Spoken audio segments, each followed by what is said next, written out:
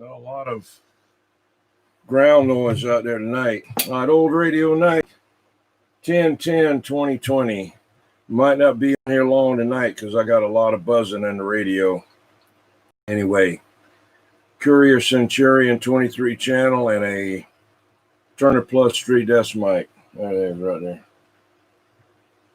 DNA reverse preamp. All right, I'm standing by.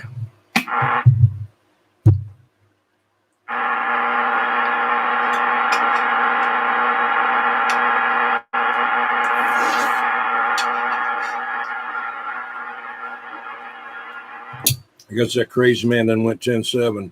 Slammer and Budman done gone.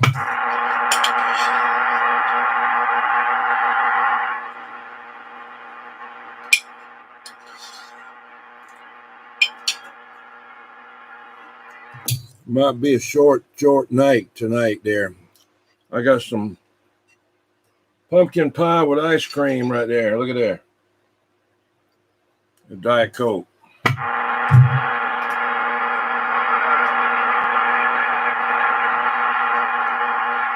That's you, Bud Man.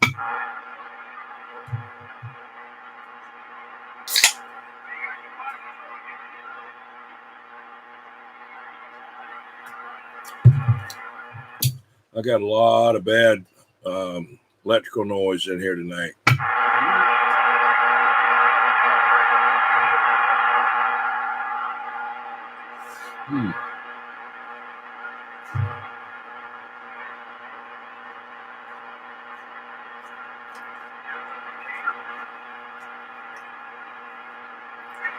Hello there, Darton. Yeah. Got a lot of electrical noise in there tonight. It's been raining a little bit today. Maybe this radio's got a leaky capacitor there, Roger. Yeah, I know. I heard a little bit of West Indies in there today on Channel 6. How about it, crazy man? Where'd you go? Check the cats.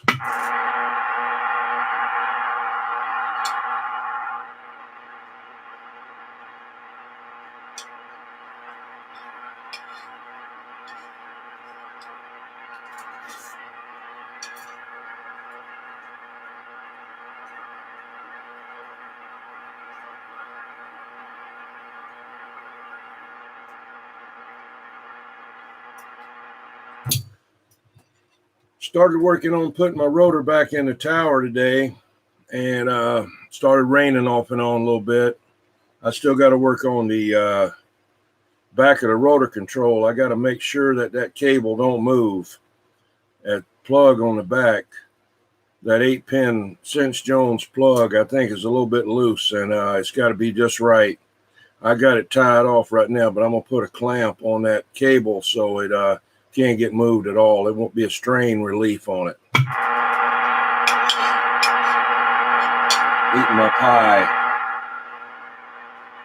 All right, 12 Watkins Glen. All right.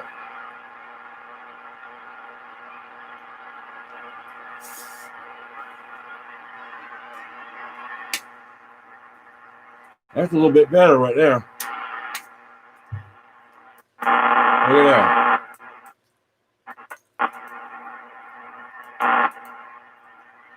That's a little better. Not a whole hell of a lot better.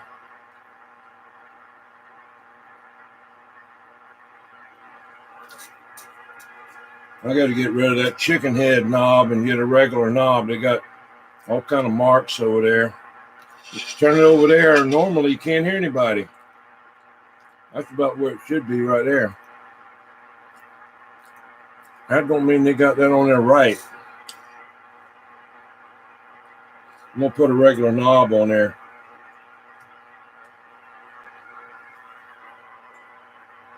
Hello there, Mr. Mud Duck. Yes, old Courier Centurion.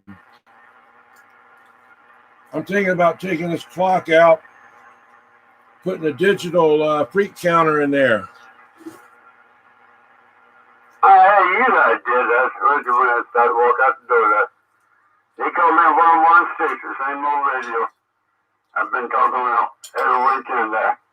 They called me 116. You crazy, didn't they? It was that gassy radio over there with the old 400. I think the big Max 2000 big stick. Sit over here hung up on it. Sometimes I fall asleep sitting here listening to everybody right now. I don't think they have too many people out there tonight, cuz. Man, pretty wet over here. That's all I got. All else is rain and leaking. They call me the crazy man. We're back out. Go ahead there, 21. Yeah, 10-4. Yeah, I already told them what I was talking on there. And been over here eating pumpkin pie with ice cream and drinking a Diet Coke there, right? Oh, my goodness. Oh, you know I heard somebody, don't you? Woo! Yeah, myself. Yeah. One thing I can afford is to go up to the food line and get 2 packets of brownies, try to get as big as I can.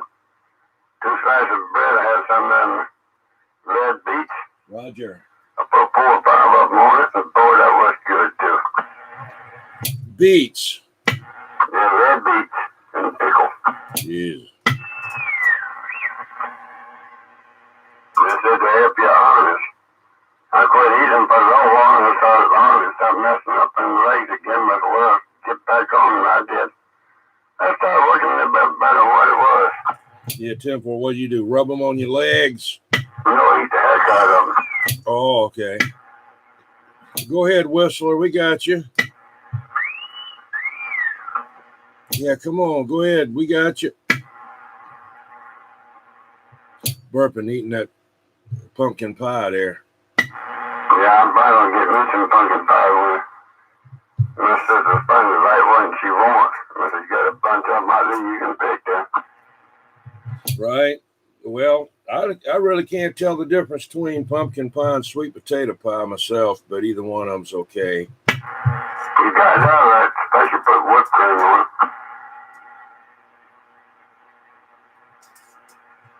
10-4.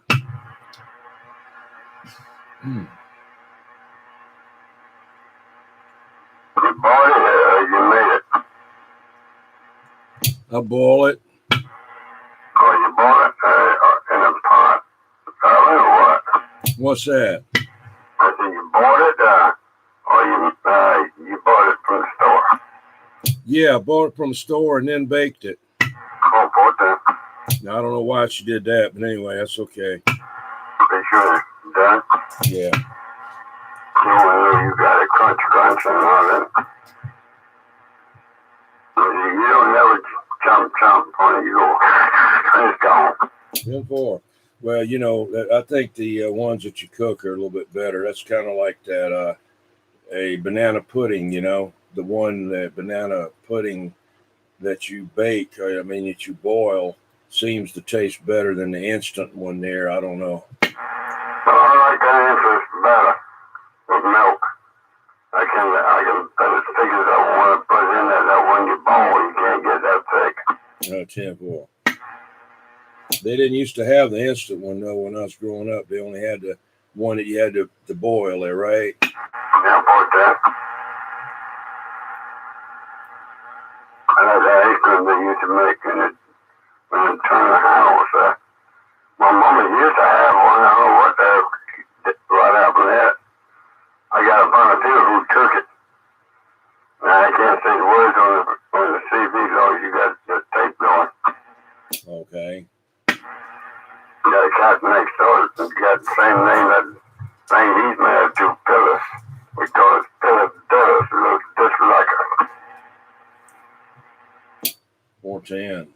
I told the Lord about it. Named the neighbor's cat over here, Phyllis.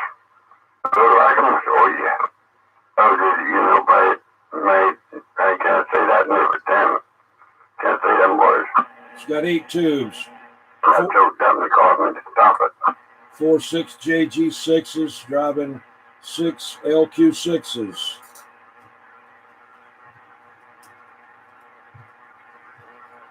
I had a few words to tell my cell phone. You know, your girlfriend told me my girlfriend out the house over the running test. No, I didn't do that. cops and make us move. She couldn't do it by law. We weren't taking no chance. We called Lois and she said, tell us, come on. 10-4. I know I Pop got too scared of her to say something like that to her right now, though. 8 tubes, yeah. It's got 4, 6 JG6s. If that woman hurt you anywhere, you let us know. And if you guys going to come up there and do something about it, I'll bring the police with me. Be sure if I get locked up, I won't get locked up by the police. I know. It might have 6 KV6As. They're a little bit heavier. I don't know right now. But it's got 4 of them and 4 6L Q6s. It's got high and low power. Right now I'm on high power. I got 3 little kittens, so see the knobs, see the meter at the top. See it move at the top. That's on the high power they receive at. Hang on. Bottom meter now. Low power. You can hear me okay now, can't you, crazy man? Oh, yeah, I can put a meter up there and you see it. 10-4, thank you. The only thing I see is my needle buried over there to the corner. Roger, I'll just leave it right there then. I don't need to crank it up there. This thing ain't got all that much anyway. It's one of them I worked on. It needs a new load control, a new load, what you call it, capacitor in it. And somebody that had it, I think what they did, they tried to run it with bad capacitors in it, and they kind of got in there and arced on it a little bit, and it's kind of touchy. But it's okay. It's okay. I think they replaced it already. They got some rivets in there that didn't really come with them back then. But anyway. Yeah, poor John. Yeah, that fella there was. You trying to corner. You ain't doing a pretty good try to key up on corner, but you ain't making it. With the whistle. I give them a little more challenge now, which ain't nothing there. Hello, Bolt. How's it going, Bolt?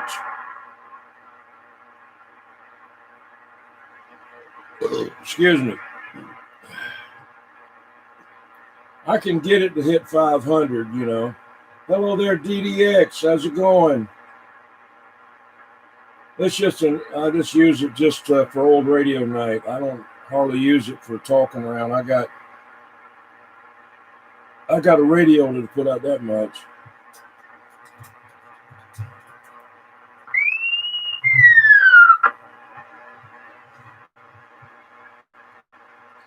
Right, Robin SB520D.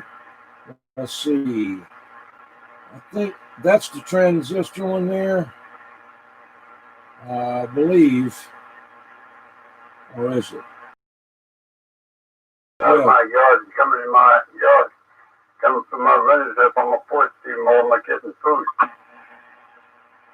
Yeah, it'll, depending on what you drive it with, it'll get more than that. Yeah, This radio here don't have that much output. Next door, you got some 200,000 big loop things you pick up the seat, you put them back over there. You use 2 of them and feed them cows this afternoon. Take good. You still come up here and see food from them. Hey, that popcorn. Who's that? Who's that out there? Is that Budman? No, that's 957, I think.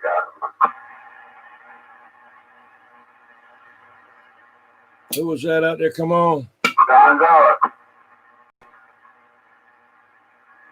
Johnny Dollar. John Dollar. Oh, you talking about 987? Yeah. How about a 987? Yeah, Roger, I got you. Sound almost like Donald Duck on this radio here, but I can get you. That's that ham radio there, Roger. That's the same way I get it. You sound like Donald Duck to you too? Yeah. Okay.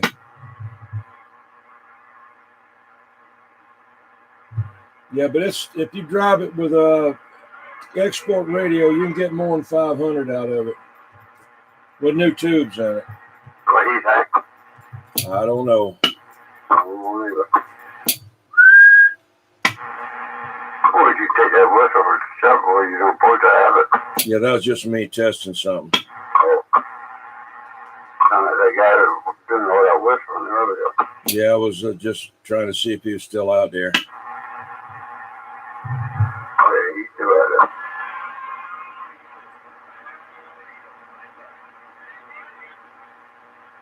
it. Is that you there, 987? All right, talk to me a little bit. Let me see if I can get you drug in there, right?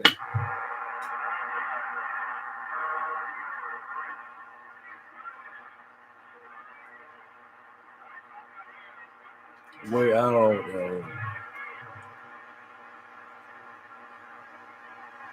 Yeah, on the KLV 2000. I hadn't seen a KLV 2000. I've seen a KLV 1000. I've never seen a 2000. That's pretty good. I don't know what they have. I know I had a KLV 1000 with the high drive. It had the 519s in it.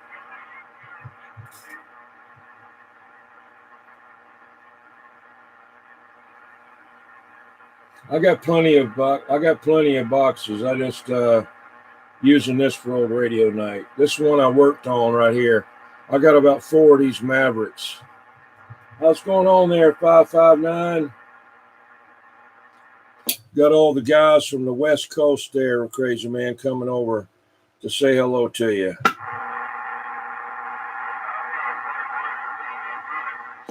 That's getting a little bit better there, 987. It's a little bit more understandable there, right?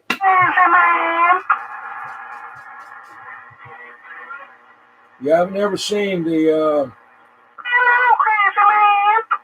I haven't ever seen the KLV 2000. I never did.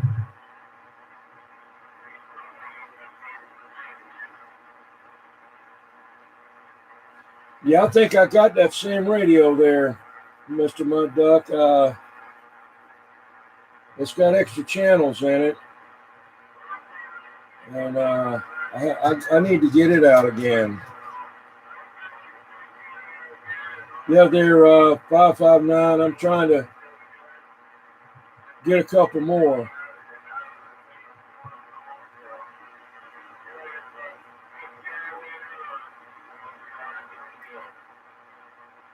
I didn't know they said my call some of that. My buddy, if you take care of a government out there, they call me crazy man. We're back out. Crazy man. Getting ready for the Ozarks popcorn. Ozarks Crazy don't want to talk to me.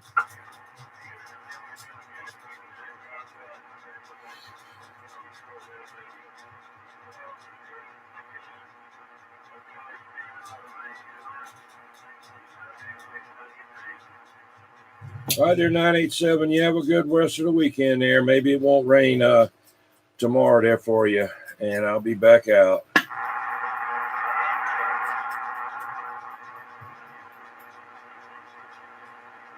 That wind was really rough picking up today. I thought, well, I'm going to still go ahead and try to work on my beams a little bit. And I did some of it on it, but I just had a lot of other stuff to do. And looking around trying to find some other parts that I needed, and I got them all together now. But I got a little bit done with it, so that's good. Yeah, 14. Yeah, I went so strong, but orderly that you thank you. So most of these not mobile home over here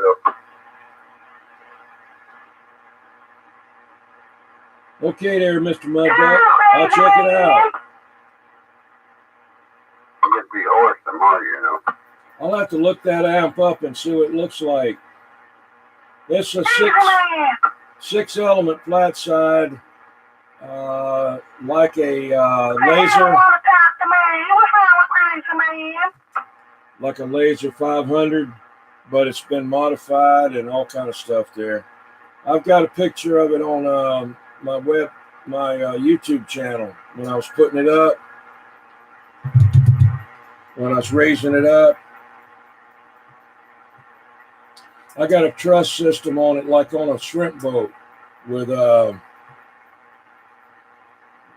what is it, Kevlar cable off of a boom system coming in. It can't go up, it can't go down, it can't go sideways. What you crazy, man? He didn't want to talk to you. Crazy. What you doing tonight, crazy?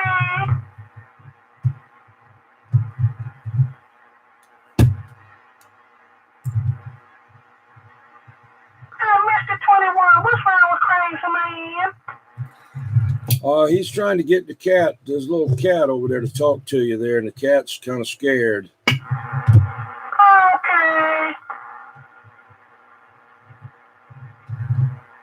He's going to go and get another one now. He's got 2 or 3 over there. He's going to find one of them that'll be able to talk to you there, so hang on.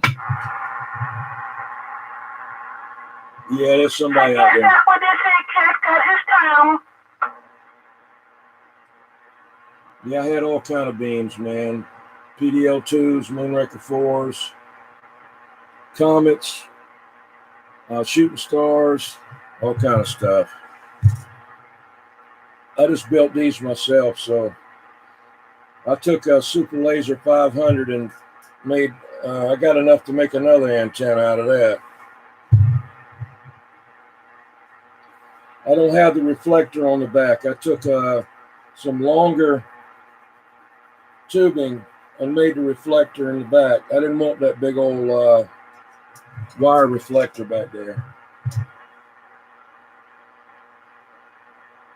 Yeah, the 104 is okay. I liked it too because it was vertical and horizontal. I missed the vertical. The 5 and the 6, they're more directional. You got to be closer on them than the 4, just like a shotgun, you know, with the 5 and the 6 and the 8, they're like a rifle.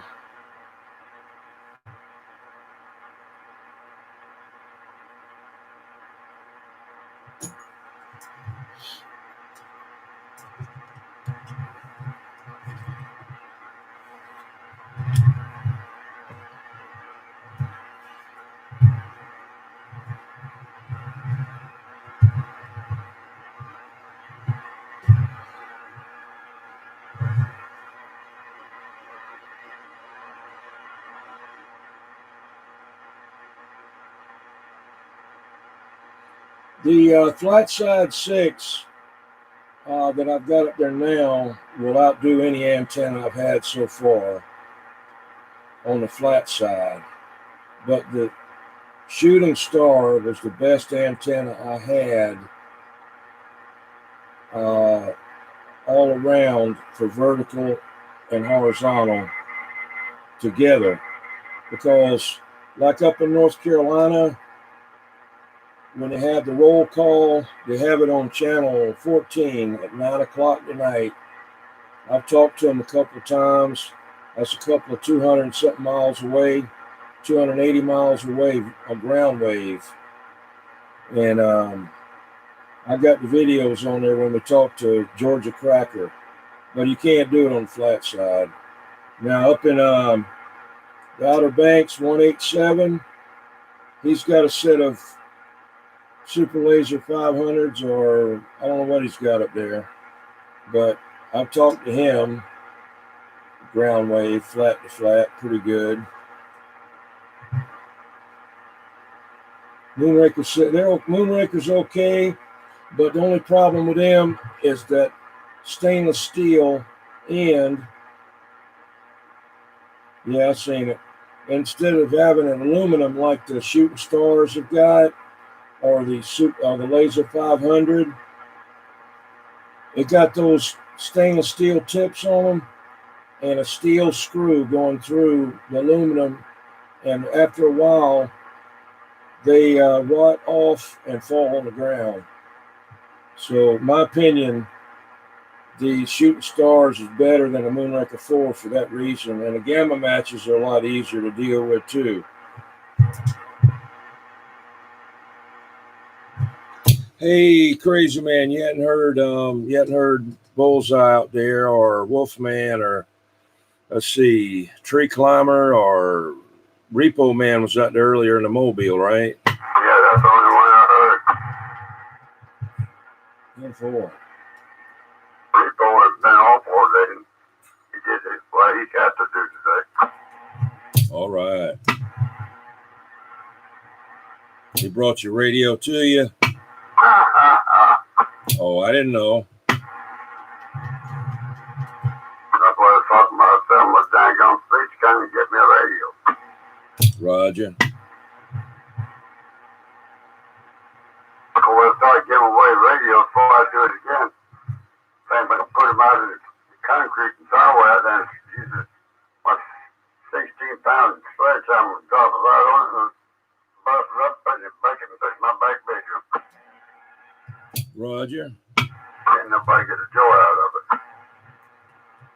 Woo.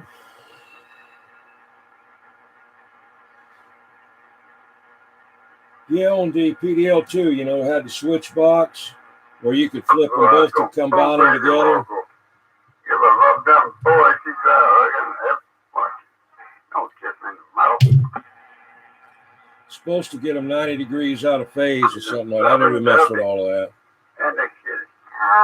Hello there, Charlie Hustle. What's going on, man? You heard that? What now? Yeah, he said, what, I don't like that. You want something like, wow. You're loving up on that loving up, but on his body there. I see, please try to jump over him out the door. Well, I thought you was talking to him and you was asking to please to jump off of him onto you. No, I don't want him to jump on me. I got something over to kill them things. Roger. I can't put it on him. When my boy that blew out his car in the rain, he's just like a puppy. Everywhere I go, he's right behind me. Hi there, World I know it's easy. World Radio 559. You heading on out? I went walk between Oh, he's still there. He goes, He's still there. I go by him, my trailer goes that way. Whew. Have you got any kind of frying sound over there in your radio, or you don't? Negative. Yeah, it might be this radio here. I get it from time to time over here on any radio, but most of them, like especially that Ranger, it'll knock it right out, man. Sometimes I have a bad sandstorm will start that too. 10-4. I went over there in Dale Valley, so it drove me crazy. Always Yeah, on 12. Come over there and fix them. I'm going to take care of it. I get tired of seeing sparks shooting from that pole and that transformer. Oh, I seen a man out right now. I got the number right here. Give it to you. You better be over here next 10, 15 minutes. Yeah, I'm on 12 for a radio night, So everybody, and mainly all over the place. For any, if you get any skipping there, I'll be everywhere. Maybe on 11 and 26. Right over the top of that head. Mark some of the equipment on the truck. I started laughing. I left that transformer, blew it up after clean off the pole.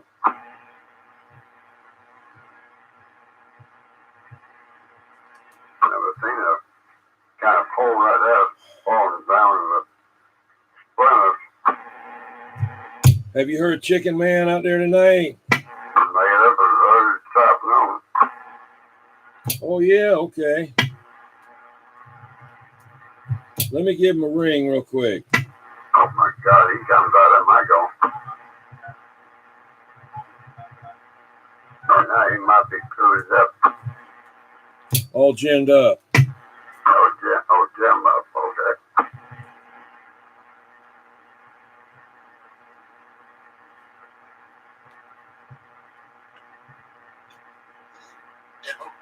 Hey, say hello to Crazy Man over the radio. Here you go.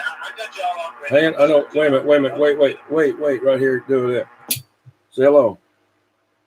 Yeah, 10-4, Crazy Man, I got to put it on you. They call me that number 3. They call me number 3, that Chicken Man. I got to go to Sam's tomorrow and bring a big load of chickens there, Crazy Man. That old roundabout, I said that. I'm back out. He keyed on you. All right, I'll catch you on the radio. All right. That was him on the cell phone. He's going to get on the radio now. Good. Let the cat talk to him. 10-4.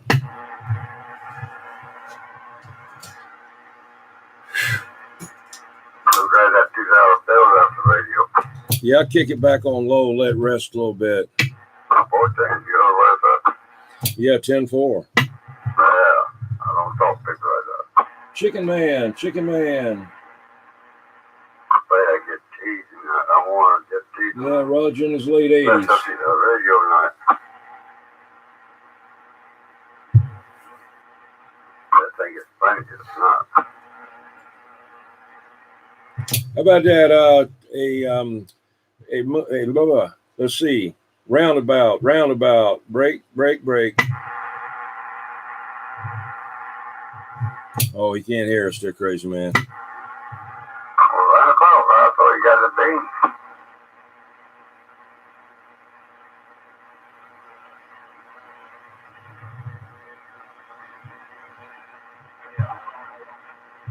There he is. He's trying to get in there. And there's some wages might be able to get in there.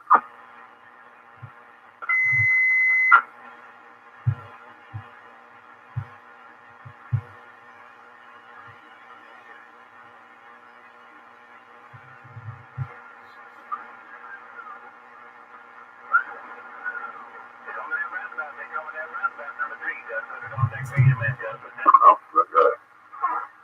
Send my key on it. Send my key on it. Send my daddy again. I hear you in there, roundabout. Crazy man's keying down on you there, Roger. Because I want to. I try to get the kid to put the key now for him. Every time you hear somebody talking, he's trying to key up on you. So what'd you do today there, number 3 COVID? The problem, see this? Okay. Key up on it now. You look at my finger when I put it away. Come on. No. Put damn toenails in my leg.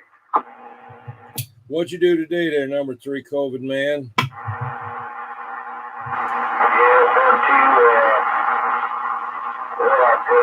And then I ate some of that bread, and then I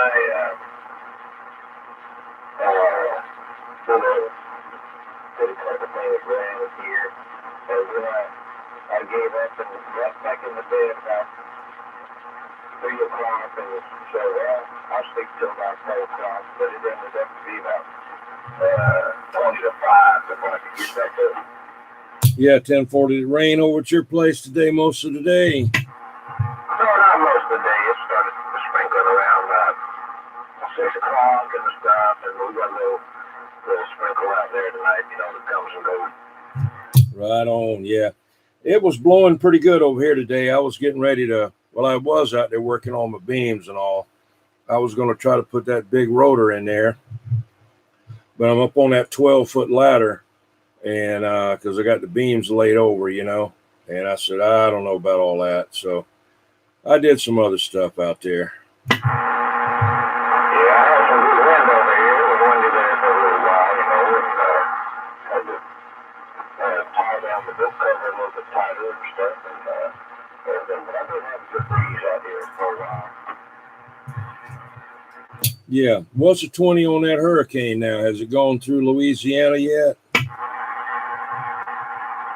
I think it's kind of merging up between Louisiana and Alabama, going on, putting some rain into the Tennessee and Nashville area, then it'll probably turn to the right direction. Joe.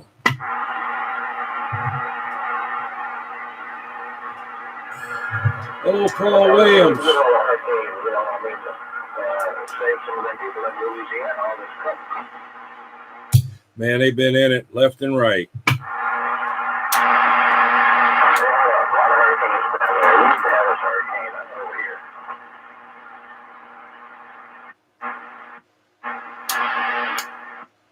That thing's bad. And I tried to come to nap and cleaned up the bathroom a little bit and took a shower and put up the smoker on and stuff like that today.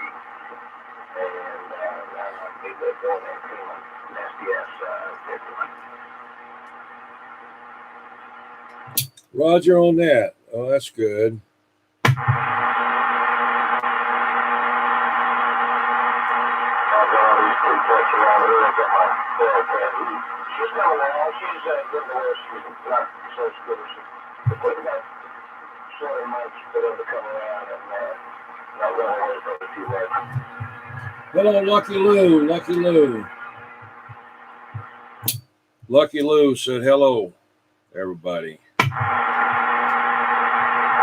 there, Lucky. Crazy man, what's it doing there, crazy man? Now my time was on it. Just them hello back. That piggy bank I got over here looks like a big cat. So I just put the eyeballs on that cat. He jumped clean out of my lap and out the door he went. Reason he run out the door is because it's so full of money. Now that's when he got a dime murmur there. That doggone guy used to say it. He took every bit except $41 for the pennies. 10-4 there, Dalton, yeah. That's when he told himself.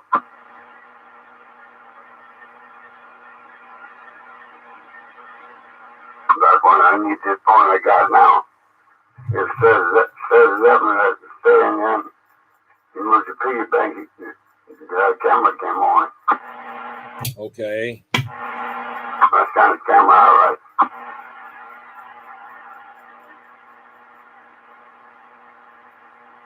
Well, he probably wouldn't mess with it. Doesn't have any money in it. Oh, nowadays, I took that $41 and give him my great great nephew. Yeah, it was hot here today too, man. Good God. Oh, I am. Things I can't stand. It was real nice the other day. Oh, what the? Hot. How hot did it get today at your house there, number 3, Chicken Man? I'm not blowing on that. I always do. 75. I don't hear what you said, crazy man. Did you say 75? Yeah, that's a big Roger D. I think it's got up about 65 or so. And my air conditioner here in the house kicked on a couple times. Roger.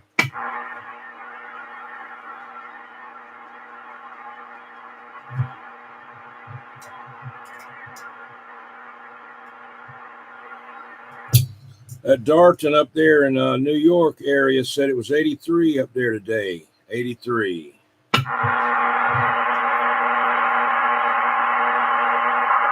that more. What part of New York are you in? I think it's Elmira, like Elvira, but I'm not for sure. I'm in South Carolina there, Roger. Okay, you knew that.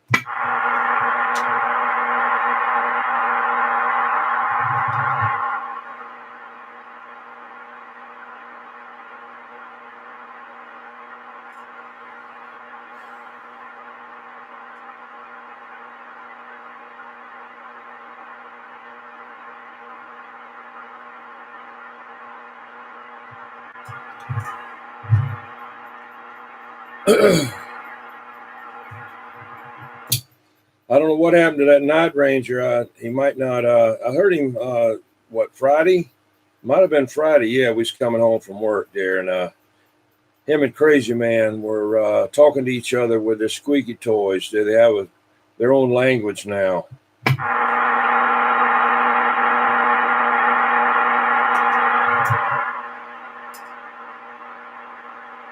Hello, 97 Boston.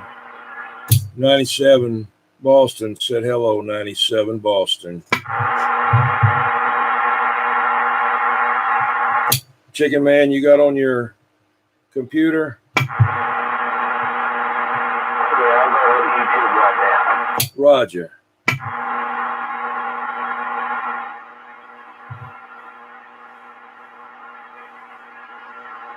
Well, it's coming by my horn, blowing a horn. Oh, but you did suck.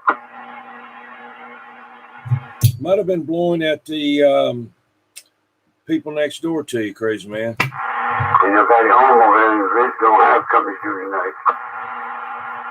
Oh, I didn't know that. I thought sometimes you did get something they wanted. He's stopped that a long time ago.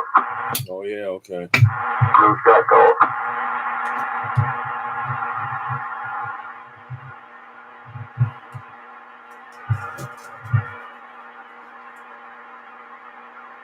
Okay there, Paul.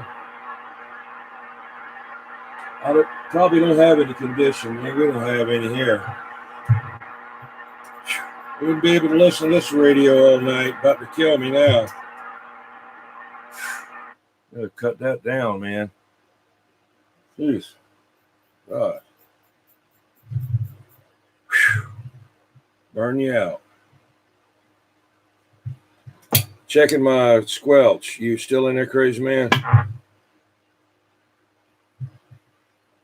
Oh, got him squelched out. What? Okay, just checking. I got my squelch up so I don't have to hear that frying sound. Oh, 14, that's all right.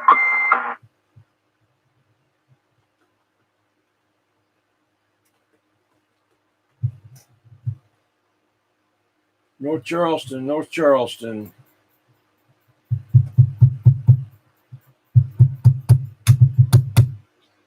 Turn it up again so you can hear that. Yeah. Listen to that. I'll turn the RF gain down.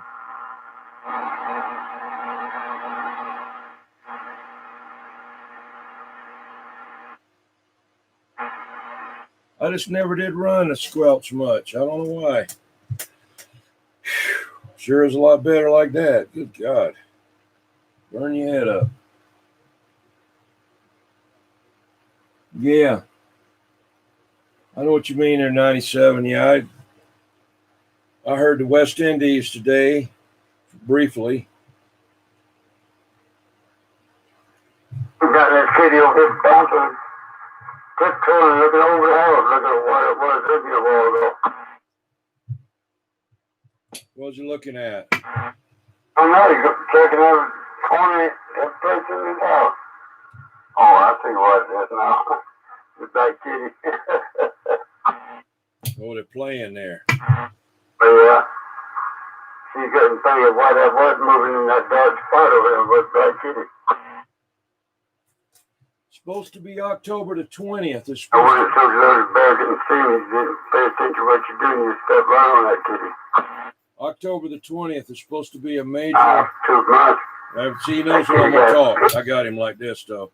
No, October the 20th is a major magnetic storm coming. Shopping? Yeah, out from outer space there, a major magnetic storm off the sun, according to 445 Radio Man put it on Facebook about it. So maybe we'll have some skip conditions then. Unfortunate.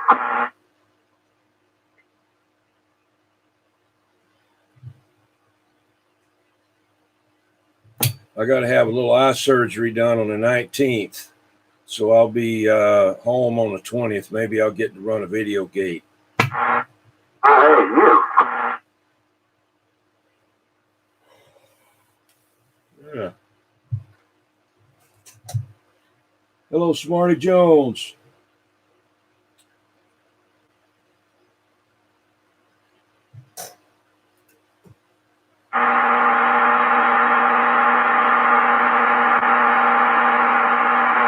Trying to turn the wheel on his doggone it up beside my kitchen wall there. How about it, 21? Yeah, come on, I got you. Yeah, I think it's because when I have my truck parked next to this building, you want to sit near me like this before. Yeah, right. What are you doing now? I'm riding through the parking lot. We just left. Oh, okay. Well, I got a whole better copy on you now. Yeah, I think it's because I was parked right next to the building. I thought about it whenever I went inside. Hello, Roger Everett. Yeah, 10-4. Well, this is still the radio here, the Courier Centurion. So my battery was going out on the Turner Plus 3 and had a little bit in it. I didn't even, I just hadn't used it. So I put another battery in there. You can hear me okay?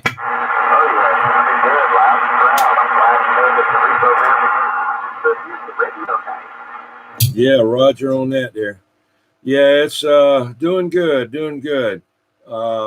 Really doing good there. How's this mobile sound? I think I've got this Courier 5000 on my Forerunner. I know that's a lot better. I'm not this Forerunner. I think it's down on the left. Well, you started moving around. Now you're getting in the mud now, but it was doing real good, sounding good. Yeah, power line. 10-4. Hello, Not Man. Okay. Not Man's waving. He's got a hand there. It looks like he's going to do a karate chop on us there, Crazy Man.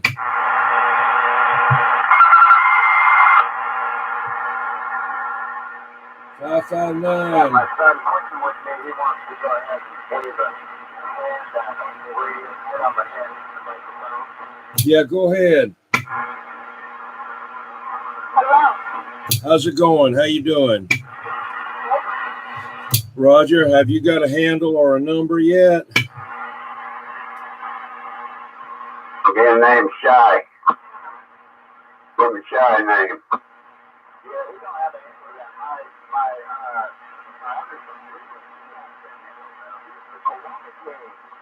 When you call that one you talking to just then he's a shy about it person. You say your other son's name is the Koala King? Yeah, that's his handle, the Koala King. 10-4. He wants the Koala like a really bad. I've got this 20 up there like freaking knees, but he don't care. He wants one. Roger on that, yeah.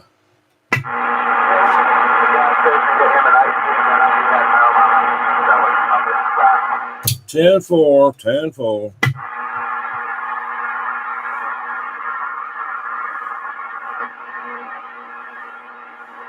God damn, come inside.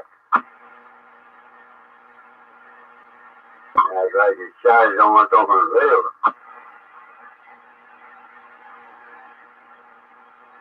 Where are you going to? Come on in. Hey, top easy to that 21, Crazy Man. I hear you in there. Hope all's well on the College Park side, would you? Yeah, 14 if they have about 3 with them donuts. Yeah, I'll get around there one day with some donuts for you. Sure enough, will. I'll have to text 21 and get your digits there so I can hit you up when I'm coming through. Hang on. He's trying the gun shop over there on the side on College Park. I worked on them some today. I got the rotor back this week, but the wind was blowing real hard today. So I worked on some of the stuff, and I was out there, but on that 12-foot ladder, it's kind of shaky. So it started raining a little bit, but I'm going to try to work on them to get them by next weekend. Make sure you, But I did some stuff to them today, a lot of stuff. if you tell me you better this was done, I'll be sitting here waiting on you.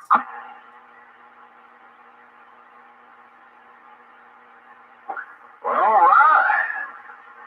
Well, it's been another fun-filled day, especially for a Saturday. But, see, I'll tell you what I got going on here. We're talking on the RCI 2995 DXCF base station there. Got a D104 Silver Eagle and LK 450-ZC toaster there on the side to keep it warm. Little dozy meter there to make sure everything's in line. And got a serial antenna. I think I mispronounce that thing every time. Ground plane there, 5/8 wave, about 65 feet to the bottom of it, right here in the middle of downtown Cottageville. Sounding real good. Crazy Man, did you ask him how long his jumpers were and if his mic cord was coiled up like a, curly Q thing, or was it straight and all like that? Yeah, 21 talking there. Well, I can tell you now, I got a 6-foot jumper going from the radio to the toaster on the side. Then another 6-foot jumper going from the toaster there to the dozy meter, and then I think it's either a 15 or a 21-foot section of 213 that runs out from the meter to the underside of the house there. And I got a little access panel with a barrel connector, and then it's I think it's a 120-foot section of coax going up to the antenna there. Roger. Do you ever check your meter on your radio to see what SWR is on the radio? Yeah, 10-4. Yeah, this one here is kind of high, but it's got a knob a adjustment on the back that I can adjust, but I hadn't done it yet. That's some of the older radios has got that. I don't know why they don't put it on all of them. I don't know about that. Sure enough, not. But yeah, I can do the SWR on the meter, on the radio, and on this dozy I got here in front of me. And mine, even with the toast wheel, with just the radio, the needle barely moves. It's maybe a 1.1, a 1.2, and when the box is on, throwing a higher dead key there, the SWRs are about 1.3. They don't go much higher than that at all. Yeah, that's great.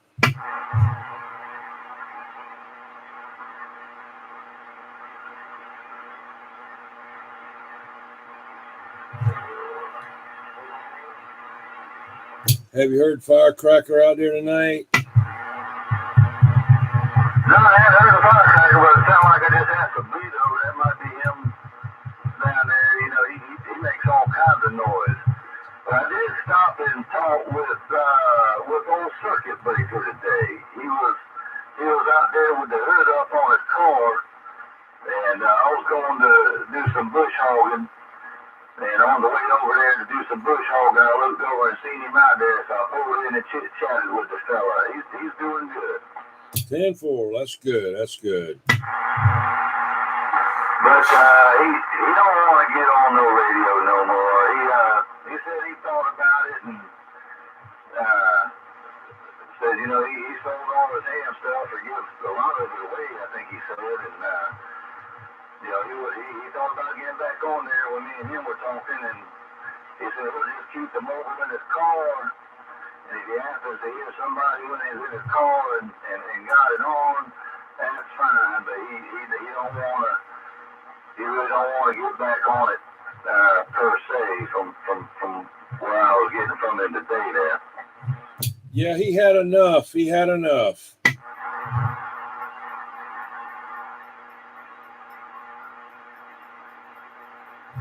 It's real bad on him because he was right in it, over in it there, you know. Gee. He's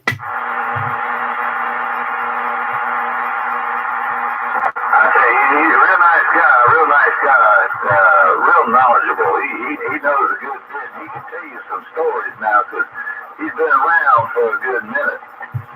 Oh, I know. Yeah, I know. Well, I ain't going to take up too much more of this airspace there. I just want to get in and say hello. I'm going to sit back and listen, but I got a beautiful bowl or shrimp bowl or whatever you want to call it. About a half an hour. I'm getting my hands on that, but I have it on to be listening. Sounding good out here, 21, crazy. Making a fine trip out here across Florida to the big town of Cottageville. Old Mountain Man, we're going to sit on back, but we'll come back in and see what we can stir up later on. All right, Knob Man, appreciate you getting in there. Sounding real good over here on that base you got set up. Catch you later. Appreciate you coming out here. Saying all them goody stuff you got over there. You got you putting your hands in there. Oh, it does sound better than that bone sandwich anyway. Catch you later. See you. better have hello for me and everybody else on there. Hope they're doing fine. They call me 116. The crazy man, be quiet. Thank you there, Crazy. I'll be back in there to stir it up. Up with you, if that's still awake. Crazy man, I got to run in and get me a glass of water. I'll be right back. Don't fall asleep now. And them cats keep yawning like that, too. Don't sleep, crazy man. You gotta stay awake. The little kittens over here steady yawning over here. I told them they gotta get back out on the porch. That's just because they get plenty of cat now. No, these here don't. If they don't? So they get out, they get a nap during the daytime out all night. They must be broken or something like that. They're around, they're somewhere between 4 and maybe 4.5 months old. They're still kittens. I'll be seeing them tomorrow when I drop your radio off. I'm going to stop by after I leave from the market in the morning. Yeah, poor thing. I don't know what time somebody said he'd be over here. Shit, what the hell happened? Got that 21 still over there? Do what, huh? You said he was going over there? I'm supposed to come over here too, set my phone.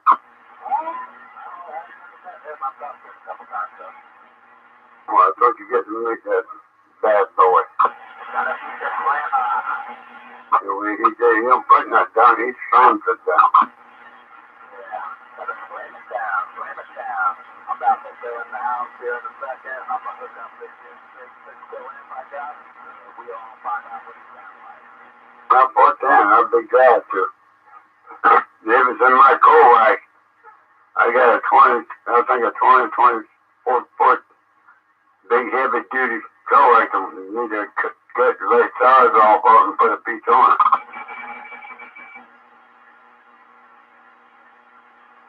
I thought I did about 5 minutes later I get in my house, cut everything on and whatnot. Poor Dan.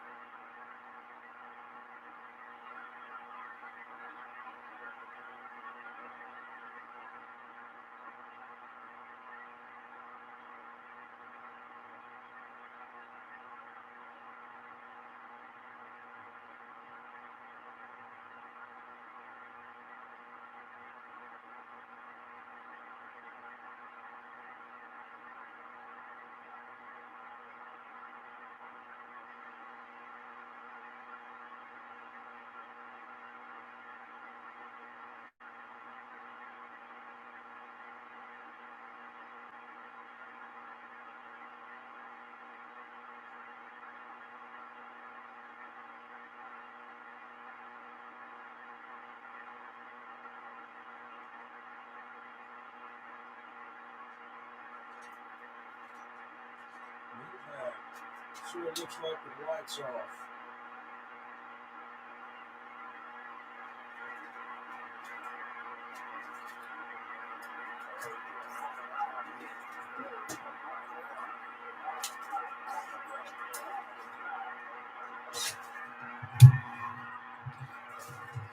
I hear somebody out there. Do you hear him out there, crazy man? I just now got back in here, right?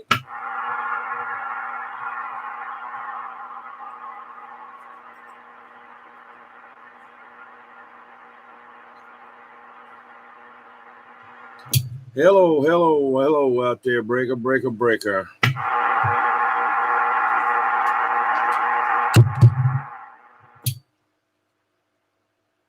Crazy man, did you go to sleep on me?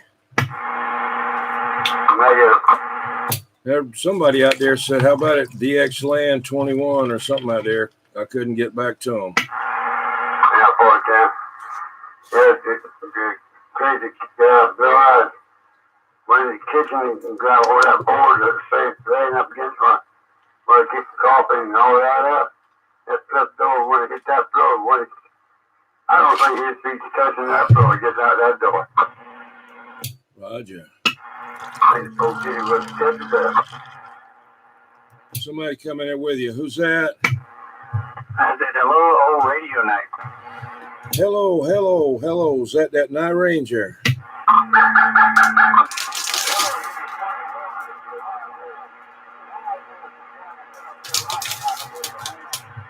Hello, Lone Wolf. Lone Wolf, you got me in there. Come on. Yeah, 10-4 Lone Wolf there. You got it. Do you have him in there, Night Ranger? Yeah, Lone Wolf, I got you in here. You're making it the Monk's Corner. Did you hear him in there, Lone Wolf? That's that Night Ranger there, Roger.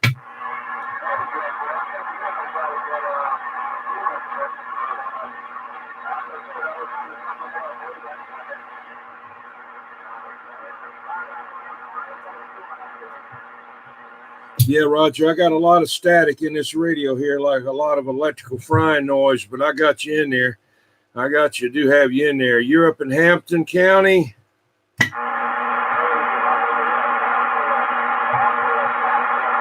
Oh, yeah, Barnwell. That's right. I don't like it. That's that Lazy Bones Junior's in Hampton County over there. But, well, I'm good to hear you in there, man. Been missing you. Oh, my dog's in here. Oh, somebody bit me or something. Yeah, good to hear you, man.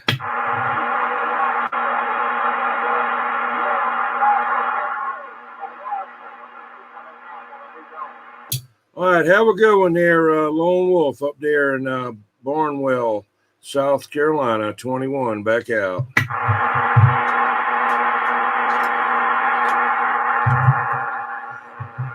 What you talking on tonight there, Night Ranger? I still got my nice, I'll call it mint condition, but excellent condition, and repaired and restored realistic TRC 455, 40 channel AM only bass. Nice looking 1978 bass with the roll drum clock. Looks like a 70s stereo system. And my little restored DNA Raider reverse preamp with the 22JG6A tubes. I converted it. A D104 tug 8 and my homemade wire J pole about 90 feet in the air. Sounded real good. Yeah, I'd have loved to have this radio back when it came out, but I couldn't afford it back then. I was just when this radio came out, I was 14 or 15 years old. I didn't have any money, but I was definitely looking at it in the catalog going, boy, that's a nice looking radio. Yeah. Yeah, in 1978, I had worked all summer long trying to come up with about $75 to buy a used DNA Hornet. So I definitely, when this radio was 200 plus back then, for about $250, I think. 10-4. I wouldn't have been afford that at 15 with no job. You got that right. Well, I was mowing lawns at $5 a lawn, but still, that take a long. You have to mow a lot of jobs. A lot of lawns come up with $250 something at $5 a lawn. So you hollered for me there, Darton. Hey, listen up for that Darton Hicko there up in New York. He's up in I keep pronouncing his right name wrong. That gum bug there. All right, Roger Everett getting a lot of electrical noise here, and OBP said hello. All right, let me see if I can stand by and see if y'all can hear him up there in New York.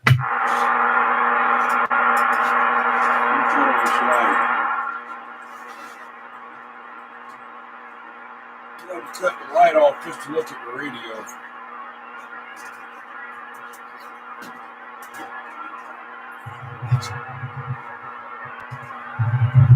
I got so much daggum electrical noise in here, I can't hear nothing.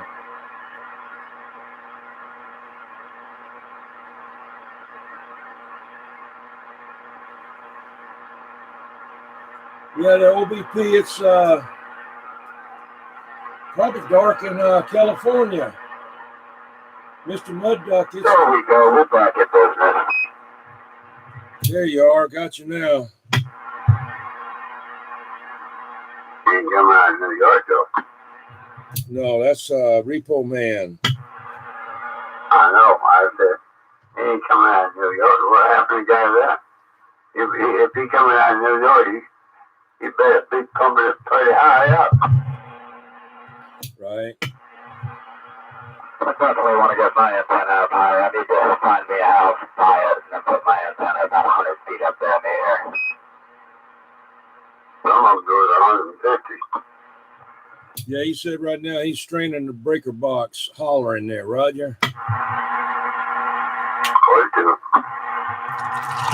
I don't believe we got any conditions in New York right now. I hadn't heard any skip all day.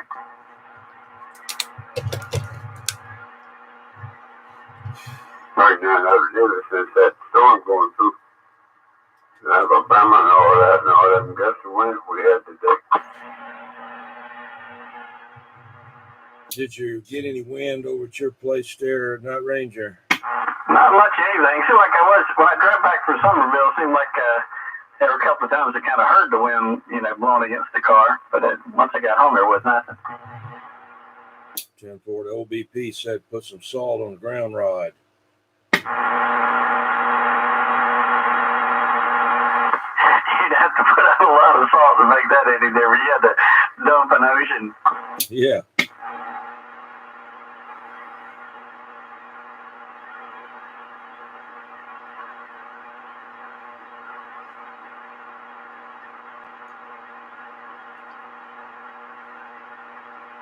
Do you have any electrical noise in your radio there, Night Ranger? No, it's pretty quiet. Let me turn the noise blanker off and let's see if I wake up. I just got kind of some general white noise in this radio. Yeah, Roger. This one here probably got a couple of capacitors that's shorted out in it, as old as it is, and it's got a lot of electrical noise in there. Look at this. Oh shit. When I first moved here, it was noisy, and then one day the transformer out there went boom. After they replaced that transformer, I've been pretty quiet.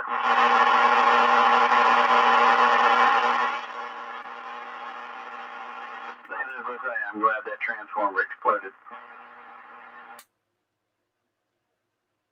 So damn transformers, it go bad, it give you a hard time on your TV. I cut a little bit of it out. It's got kind of a higher noise floor than some of the other radios I've had. It's definitely not as quiet as that realistic TRC 451. I had other radios that were kind of noisy, like the Roy 609. Nice looking mobile, but it was a little noisy. Yeah. And some other ones, but oh my gosh, that realistic TRC 451 that We'd you don't like be able to hear anybody right now. That radio is so quiet, and that noise blanker is so good. There were times I just kind of get used to it, and then one day I'd pull the noise blanker out and it'd be put it back in and it'd just be whisper quiet.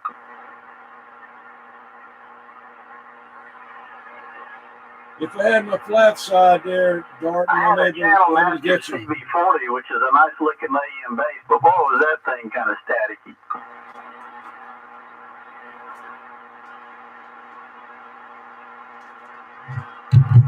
I don't remember what that looked like. I have to check it out. It was a nice looking little 40 channel bass, but it's kind of noisy.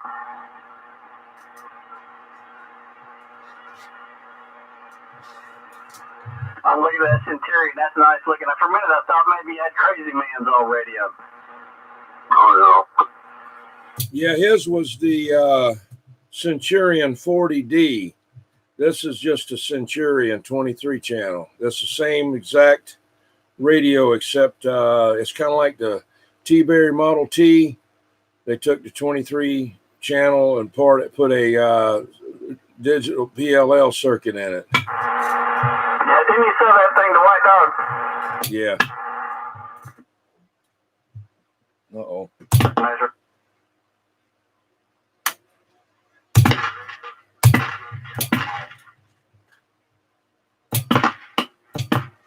Uh-oh. What's going on here? All right, now what's going on here? Let me see.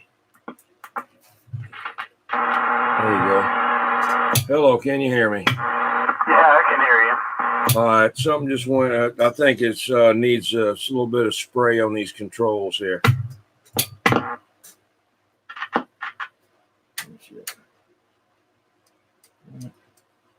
What am I doing wrong here?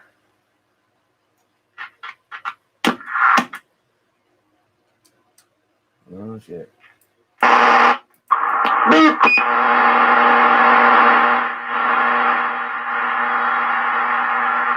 Yeah, you need some contact cleaner on some of those push buttons. 10-4.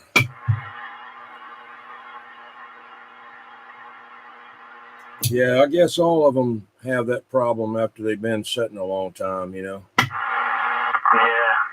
Yeah, you're talking on my second favorite reverse. Well, actually, that's my favorite AM reverse preamp. Yeah, let me let you look at the meter wiggle on the low side. Hang on. Hello, look at there. Beep, beep, beep, beep. Well, I tell you what, that 10 when I got, it bounced so much there, it broke the daggum. This one here might have it broke off too, on the top meter. Broke part of the meter needle off. I had to put a resistor line on one of mine because it kept pegging the meter on the high side. It's something to do with this. Something to do with this knob right here. Mess with this thing here and it'll cut it off. Or this one here, the noise blanker. But I had a little trouble with the channel selector being dirty, and didn't want to work it first. Got it going. Get your contact cleaner out.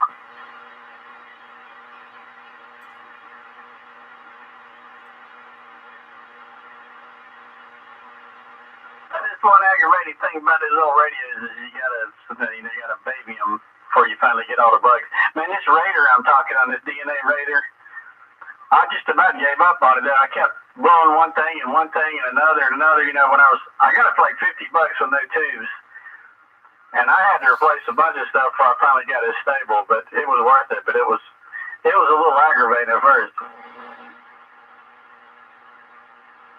Yeah, somebody before I got it drilled this out and or maybe they did it. I've seen that done before. Put another control in there by putting the rivets in. I don't know if that's factory or not. I don't have it on all. I've got about 4 of these. Stock DNA Raiders that have rivets in them. Yeah, I got about 4 of these. You know that, and I don't remember. Some of them got the rivets, some of them don't. But I know that the load control up here is touchy. It's like they tried to run it and tune it with bad capacitors in it. I had that happen one time. Capacitors went out, and I tried to find out what was going on, and I went to tune it, and man, that thing, it was like a whole bunch of sand got dropped in there, you know? Yeah, I know at least one of mine, I said Raider a minute ago, but I meant the Maverick. I know at least one of mine's got the rivets in it. Let me go look at them. I got 2 of them. Let me go look at mine. Roger. Who you guys? South Carolina. Who's that? That's 6G down here in South Carolina. Yeah, I'm over here heading up towards Holly Hill there, up on 176. Come on.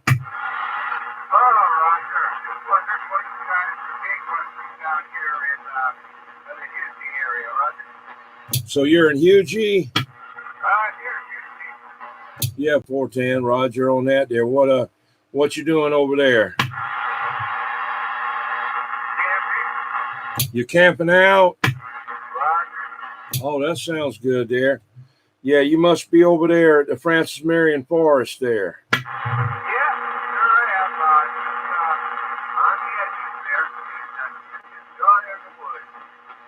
Yeah, I've been always wanting to go over there to camp out over there. How is it over there? Pretty nice? Well, that's great, man. That's really nice. It's a beautiful park for us. You can, beat it as long as you, kind of pick stuff around 4 or 5 o'clock there when the mosquitoes come out, right? Yeah, right. Well, you got a camper, or what are you doing over there? Like a motorhome or a trailer or a tent or what? We got a motorhome, right? 10-4, Roger on that there. Well, that sounds good. Yeah, well, that's nice to do. It's a nice weather for camping. Roger. Yeah, I'm just here running in the mobile and got a little engine out and running the generator on the camper, right? Yeah, 10-4. Well, what are you running over there? Did you say you got in that camper? What do you got in there?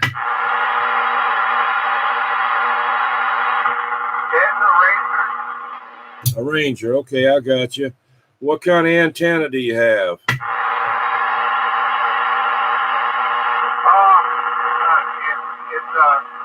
dipole, but I've got something between the trees there and a little ALA 11. Okay, you got a dipole between the trees. I got you. All right. You got it set up good there. Well, appreciate the company, and that's for all the help. And I tell you what, I got you about 10 over every night. 10-4 on that there. Well, I got a good copy on you too there. Yeah, I'm just kind of mud ducking around here with this reverse preamp right now.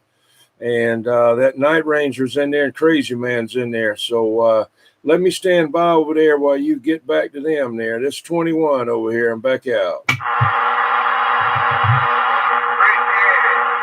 So, 5-9 here. We'll go ahead and we're with you just listen for a while. Devin here. Roger, if you get on YouTube, if you got a computer set up over there, I don't know if you do or not there, but it's on Old Radio Night on YouTube and it's live right now. So you're on there. Okay.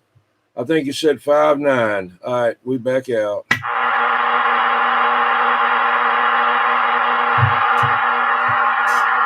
I just checked my 2 gray DNA Mavericks. Both of them have rivets on the top load control.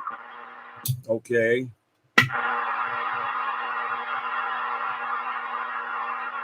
Sometimes those plates get, bent a little and they start touching and stuff, of course, and it usually blows the fuse when they are. I've had to go in there and straighten them out before. 10-4. Yep. I know it. Yeah. They're kind of touchy. This one here is touchy. It used to be worse than that, but it's kind of calmed down a little bit.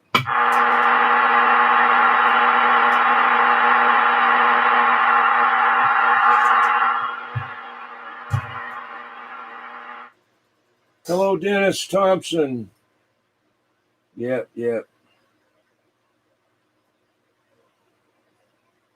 What did you see the Phantom? Yeah, I think I got 3 Phantoms. I got 2 10 tubes and 1 12 tube. And I just got a whole new set of tubes from Larry's Linears. It got me 13 6LQ6s for $275, brand new. So I thought that was a good deal. That was shipped to me.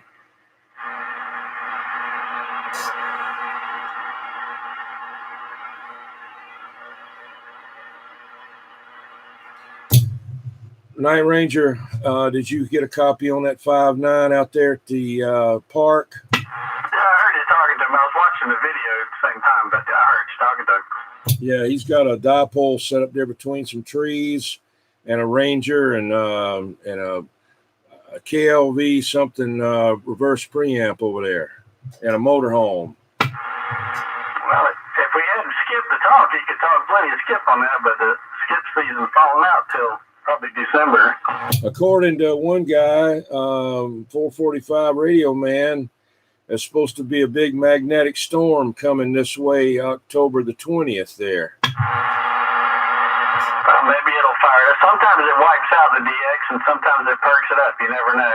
Sometimes those solar floors will, even on HF, on the ham bands, the lower HF bands, sometimes it'll wipe it out. So you never know till it hits. 10-4. Well, what happened to Crazy Man? I guess he went crazy. What's up there, 45? What's going on there, 21 and Night Ranger? We just hanging out. Go ahead. Yeah, I came out. I got some work to do out here in the shack. So I thought I'd turn on Old Radio Night. And so I don't think I've been here in a few weeks. I might be wrong, but working on some electronics. I've had some great trouble in here. Got the CB working though. Now I got to get the antenna tuner fixed. Right. Did the lightning get it? No. Too much RF. Oh, wow. Okay. Yeah, I did a number on it this time, though. It was caught on fire. Hello there, Private Thor. Caught on fire. Boom. Well, traditionally, I smelled that smell that you smell, and the smoke was coming out. Smoke was coming out of it, and needless to say, I was not happy. 10-4. I don't blame you. So, two resistors, 2 diodes, and a capacitor later. I'm working on it. I'm still working on it.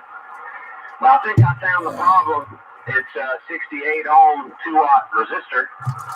I had to order it. It should be here Monday. Right. Well, it's good you could fix it.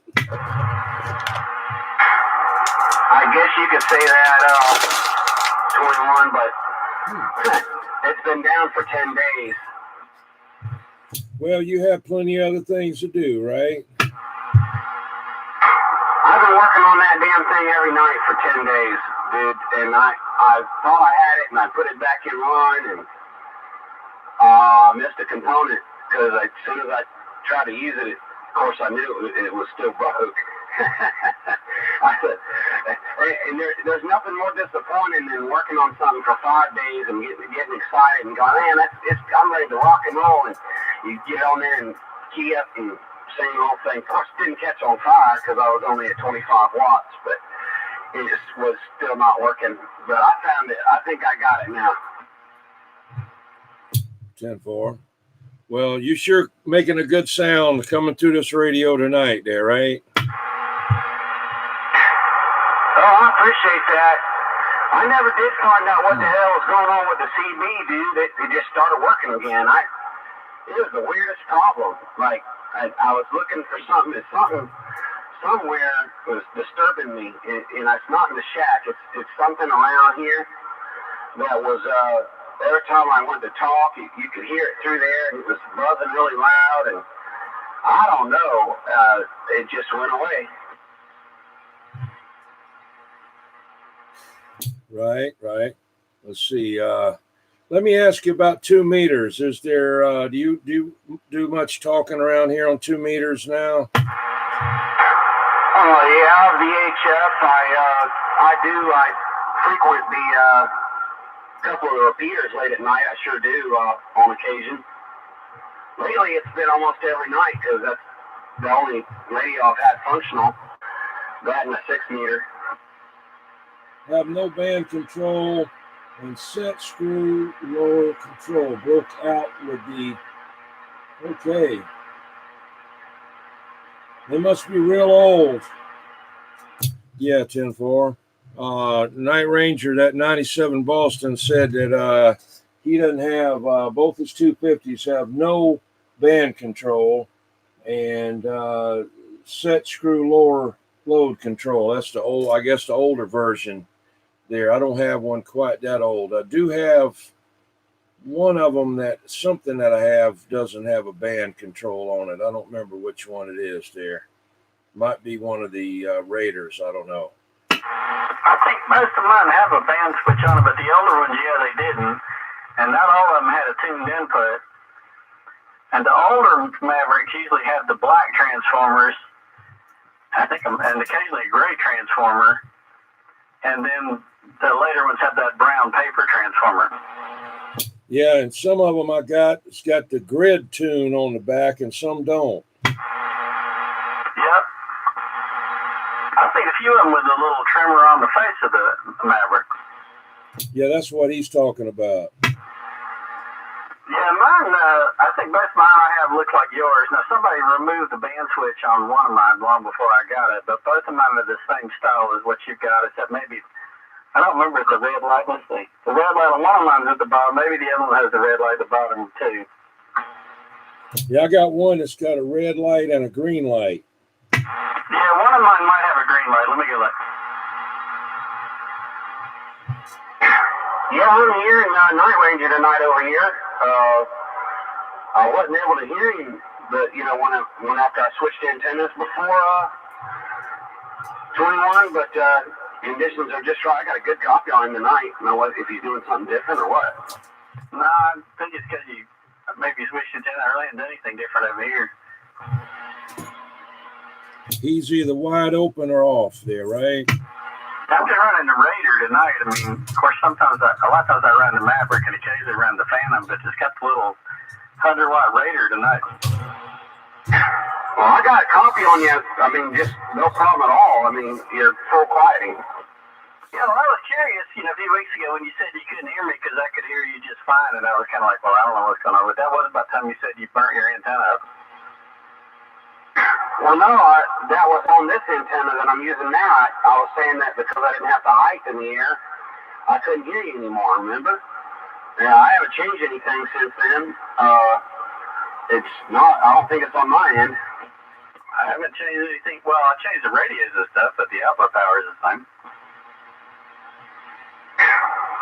Well, maybe it's just band conditions, Yeah, maybe so.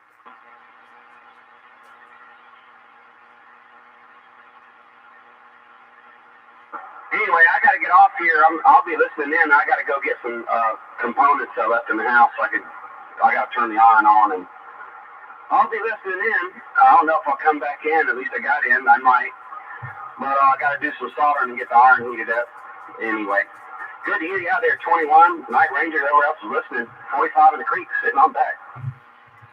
All right, 45. Appreciate you getting in there. Palmetto. All right, here's 21. Back out.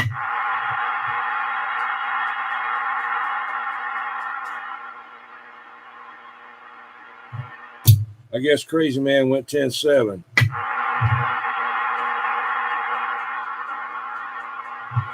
Night Ranger, only thing I might do to this radio, which you talked about, I think me and you talked about it,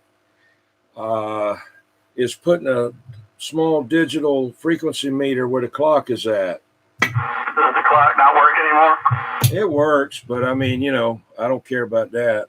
I'd rather have kind of like one of those Tram D201s that they, or maybe a Siltronics 90, Model 90 that they put the frequency meter in, Yeah, the clock still works on this one. The alarm doesn't. I had to bypass the alarm switch. The radio wouldn't even turn on. Of course, the transformer was out. I had to rebuild a power supply on this radio. I got it, and it wouldn't work. And I mean, put a new power transformer in it, rebuilt the whole board, and then also discovered the alarm switch was bad, so I had to bypass that. So originally, you could take this radio and set it to turn on at a specific time, but I had to disable it on this radio to get it working again. Well, the alarm on this one works, and I didn't even know anything about it, and I was, I didn't have it on. It was cut off, but it was still plugged in.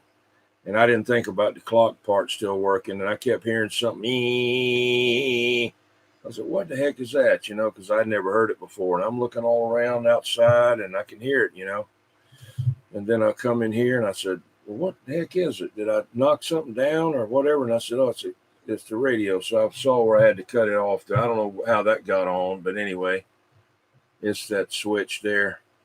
This one right here. And this is where you set it at. That's your thing. I got to put a little piece of red plastic up there on the air. Must have fell down inside the radio. I hadn't taken it out and looked inside. I did look inside, but I didn't see that. I didn't think about that at the time. It's probably fell down inside the radio. I'll get it out. Well, that alarm looks like a lot like mine. They look very similar. My control knob's on the right-hand side, and the time set's on the other side. So that's no difference. Just the two knobs are backwards from each other, or left, and they're swapped. I wonder if it's the same, basic device, maybe the same manufacturer. They look a lot alike. Probably so. I mean, how many clock makers are making them for the radios? And they probably made them for everybody else, but they found one that worked for them, and everybody tried to use it. Yeah, that's probably right. I was telling a story about this earlier, or maybe yesterday or something. I don't know. This guy's house a long time ago, and I guess he had a lot of roaches or something. I don't know. But I just went in there to talk, see what kind of radio he had. And it had a clock like that on there. And I stayed over there, I guess, long enough for the minute hand to turn, and there was a dead mashed roach on one of the, maybe I remember if it's number 6 or number 9. But the first time I saw it, I caught a glance of it, and it was turning over, And then I said, "What was that?" So I watched it, and there it was when it came back. It's still on there, and I don't know if I don't guess he cared, Yeah, I bought a used PlayStation 3, and I kept having arcing problems with it, and I finally opened it up to see what it was. This dead roach at the bottom, and it was arcing across the traces. Oh yeah.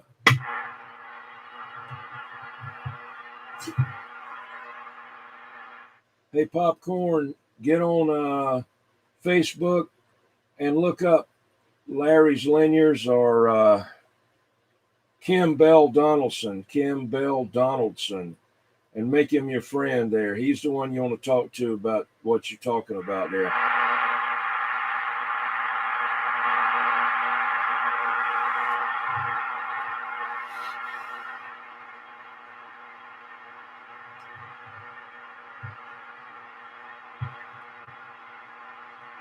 Yeah, I had to wait on this mic adapter for this radio. I've got another one. This one was made by this particular one here. Was made by Steve Moberg. Let's see what's his company's name there. Barney Built. Yeah, he made that one for me right there.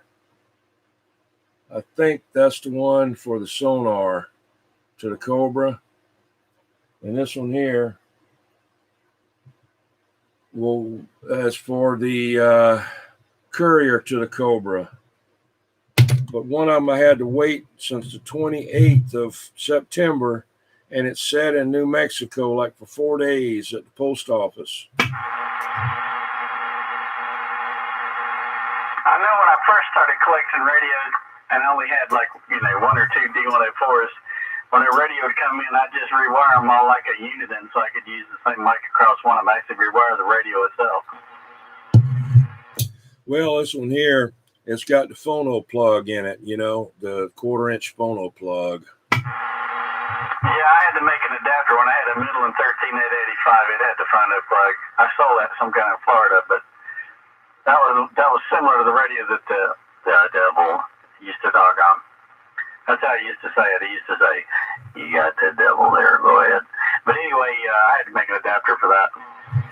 Yeah, now that Repo Man has got one of those Midlands. You might have seen it on Facebook, and he wants to get an adapter for it. And I told him I didn't know.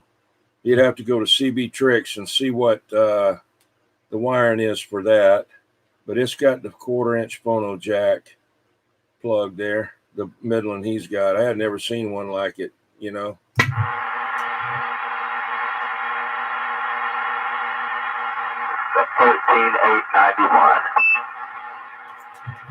13,891. He said there, not Ranger. Yeah, sorry, I had to let the dog out. What about the 13,891? That's the one that he has. It's got the 1/4-inch phono plug on it, the Midland, that he's looking for the adapter to fit it. Yeah, I had a 13,885 that had that 1/4-inch, but I had to make an adapter for it. I took a little Radio Shack project box and made one.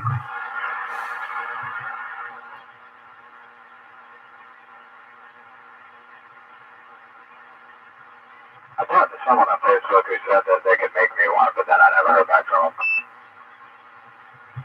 Yeah, I could make one too. It ain't nothing to make them, but it takes time to do it, And shoot, I got so much to do. Well, I was going to do it to this one here, but I just went ahead and tried to get one coming. I could do something else, By the time I bought the plugs and all, which I've got some, whenever Wholesale Radio went out of business downtown, they sold a bunch of stuff to Hurricane Electronics, and I bought a whole bunch of it up there. Bought all kind of old-timey 1/4-inch phono jacks, and one that you can plug another one in the back of it. I don't know why you want to do that. And female 1/4-inch phono jacks and stuff. And big old heavy stuff, like, you know, the ones you get now, real thin, like plastic. These things are like huge, man. And at 99 cents a piece. Damn, that's a good deal right there. I'm about to unhook this amp and hook up this other one so I can turn on this preamp so I can try and hear some other people. Give me a minute. Oh, yeah. I guess it is factory because it's kind of, it looks too good. I mentioned the devil a minute ago, Greg. I don't think I've ever told, even on my webpage, how I met the devil. But I used to listen to Greg back in the 70s, long before I knew him. And he was doing all kind of drugs and drinking, and he would key down forever with that varmint. But anyway, I heard him on the CB for years, but never met him. And then he went off in the Navy, and he was off the radio for a few years. And then at some point, he, finished his tour and came back. And one night around 1980, I was about 17 years old. Greg, the devil, he just happened to pull up in a car where I was, and somebody I knew was sitting in the car with him. And I went over there and started, just talking to the other guy. And Greg was driving, and he started talking. He rolled the window, started talking to somebody, and I recognized his voice immediately. I said, "You used to talk on the CB radio, didn't you?" And I said, "Your handle was the devil." And he got this big grin on his face. And he said, "You got the devil there, good." But I literally walked up and heard him talking. I said, "You're the devil." So he didn't get on the radio anymore? Well, he was, but I wasn't talking on the radio. That was like summer 1980, and I was busy chasing girls and learning how to play guitar and listen to music, so I wasn't on the radio. But he'd come back from the service fairly recently, and sure enough, he just happened to pull up in a parking lot where some friends and I were hanging out. He was a few years older. As soon as he started talking, I said, "I know that voice." Roger. What about Alexander the Great? Where's he at tonight? I don't know. We were talking to somebody over email. I was helping him set up his FPF sender policy framework DNS record for this client's mail server. So we have been talking over email, but I don't know where he is tonight.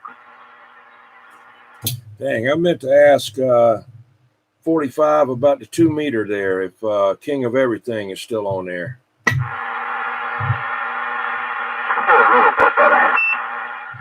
Go ahead. I can hear a little bit better now. It's running this preamp.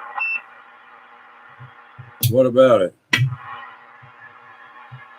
And I can hear a little better now. Oh, okay, I got you. I'll bring you one. You turned me on, okay. I think you said that. I hadn't been turned on in a long time. Go ahead. Let me get it. Go ahead and do it again. No, I said I'll bring you one. I was joking with you because you asked me so many times. Okay.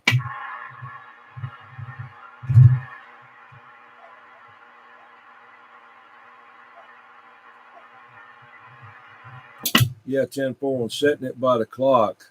I haven't even set it yet. I better set it.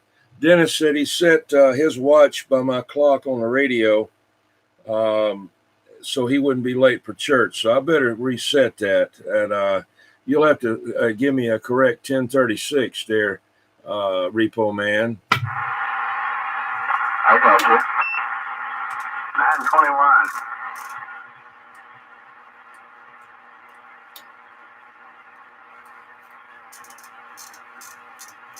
Yeah, boy, this old roll driver, you gotta crank it and crank it and crank it to get it at the right time.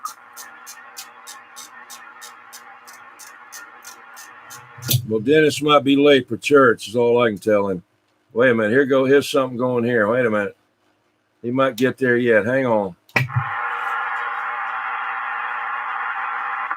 stiff right as it gets ready to flip. You gotta let it flip or you get that knob get stiff.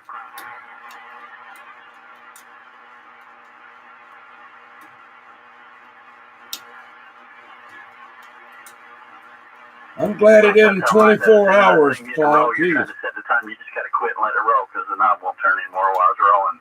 That's what was happening a while ago. I just said I'm glad this wasn't a 24-hour clock. Yeah.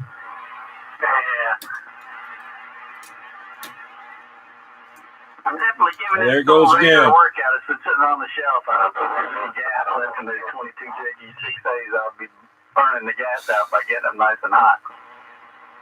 What do you say, Repo Man? Well, I don't know what it is, but I don't really care for the clock. I don't either. I'm going to think about putting a little digital freak meter in there. But let's see.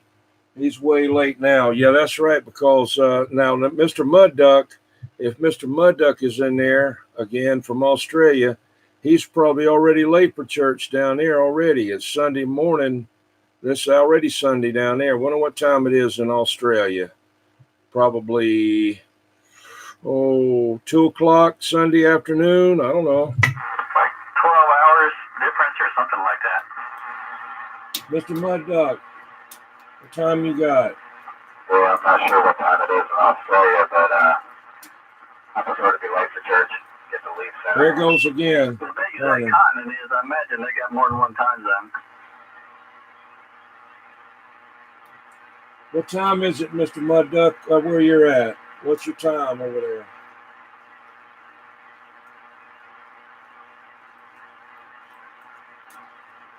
Here we go. It's 12:24 p.m. in Sydney, Australia right now. Let's see, 12:24. There's somebody out there, but I can't quite make out what they're saying. He just said, yeah, 12:24 right now where he's at. I got 9:24. It's changing to 9:25 on the, trying to change on the clock there. It's halfway falling in. I didn't turn it good enough there.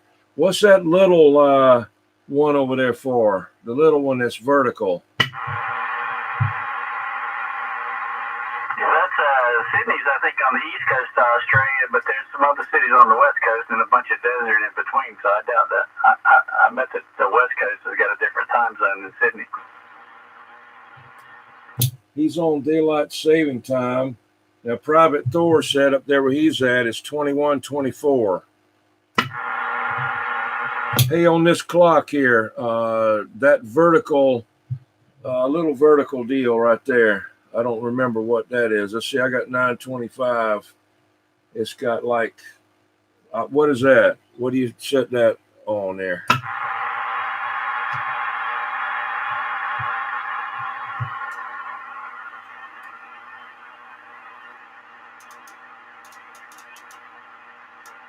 don't know what that is. Oh, the alarm. Okay. I got you. Okay, stupid me. It's the alarm. Okay.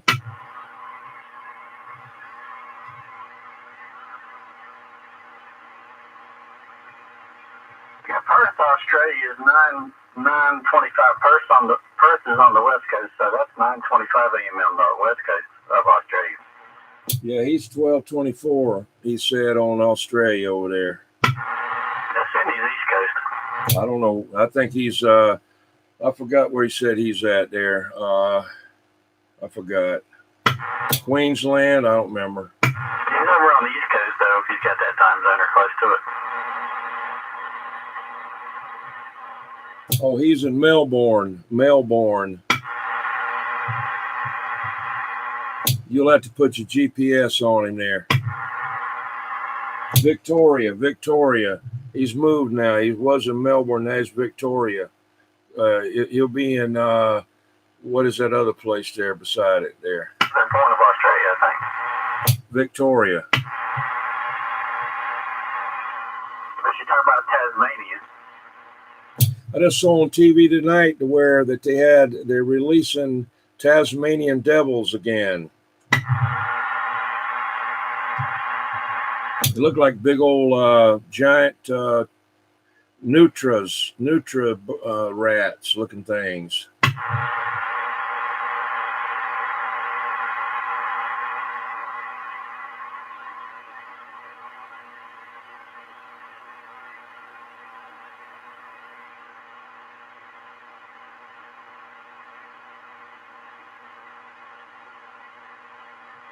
One of these days I may have to go visit Australia. I've always kind of wanted to go there. That's like a pretty long plane trip, 30-something hours, I think. 10-4.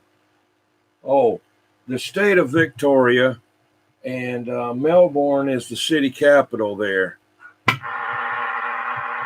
except for Tasmania, it's like one of the more southernmost cities on the main continent.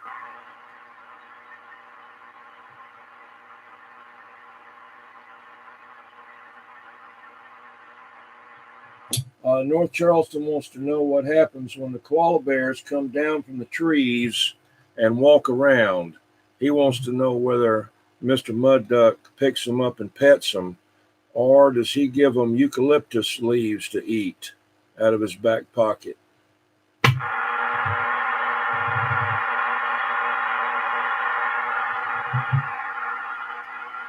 I sold one of my CB radios to somebody in Australia. I had a Mountain Box Midland 79-892. I had like 3 of them in a box, and I decided I didn't need three new in the box. And so I sold one. The guy in Australia wanted to buy it. Wanted to know if I'd ship it to Australia. I said, "You know how much the shipping's going to be?" He said, "I don't care." He said he wanted it. I said, "Okay." So I wrapped it up real good and sent it to him. And that guy opened it up and saw that absolutely pristine new in the box 1977 radio. He was ecstatic. He kept it for a couple of years, and then I saw him. He put it up for sale at some point. But he, sure enough, I shipped that 40-channel Cybernet radio all the way down there to Australia. It cost him like $70-something to ship it, but he wanted it. 10-4. I wrapped it up in great big pillow foam and all kind of stuff. I mean, I figured I knew it was going to have a long haul, so I wrapped it bubble wrap and pillow foamed it and all kind of stuff just to make sure it got there. He was quite happy with the packing job. Okay.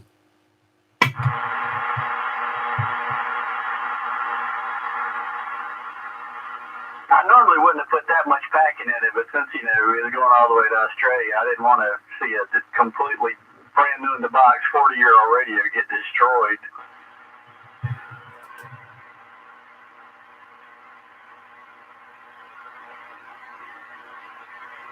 What's up there, 445 Radio Man? 445 Video Gate Man's in there. See if I hope he gets that storm coming, like he said, on the 20th of October, so I can get on a video gate. We'll get a little skip boost. We'll get some sporadic heat around December. It usually starts up, right around December, maybe even early January, but then it'll be dead again until April.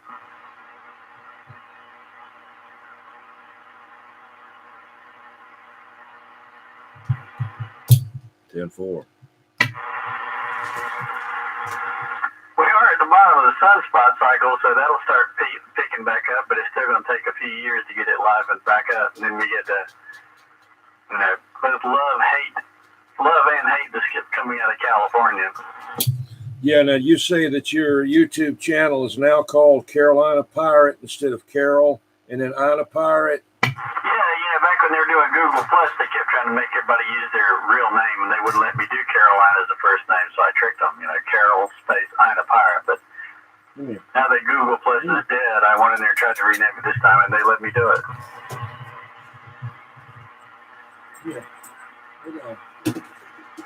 Yeah, when I was kept on doing it, when, I was putting Dirty Diaper in there, it started out as a joke that I did that, and then everybody liked it, well, not everybody, but, that wasn't my real handle, and so it was a joke, and I said, well, I just put that on there. And then they kept writing, no, you can't have that. You can't have Dirty Diaper. We will have to, you take that off. And so you can appeal it. You can appeal it. So I appealed it. And then they let it stay on there for about a month. Wrote me, oh, no, you can't have that. You can't have Dirty Diaper. Oh, no. But you can appeal it. Finally, after about 4 times, and they said, welcome to YouTube, Dirty. Well, I was so pissed off at first for trying to do that. I originally had South Carolina 116, and then they kept giving me grief too, and I finally just shut the damn account down. And then initially I created a new account called Google Sucks, and they let that go. They actually let that pass. I think I told them my first name was Goog, and the last name was Old Sucks. And then at some point I said, all right, I'll change it. So, but anyway, yeah, finally I got Carolina Pirate. Right. Okay. Well, were you able to just transfer everything over, or what? How did that work? How did you do that? How did you transfer your videos? You had to get them one by one and re-upload them? No, the old videos are gone from the original South Carolina 116 page. they're just gone forever. So I just started a new account. But I got pissed off at them because they kept bitching, about the name. No, I'm talking about Carolina Pirate, the Ina. I just renamed it. I just went in there and renamed it. I didn't have to, change the account. Just went to the account settings and renamed it from Carolina Pirate to Carolina Pirate. And let me do it this time. Okay, I didn't know if you had to redo everything or not. Okay. Well, see, they tried to force everybody to use real names in Google Plus. Just it just died, so they don't. I'm glad too. It was a crappy service anyway.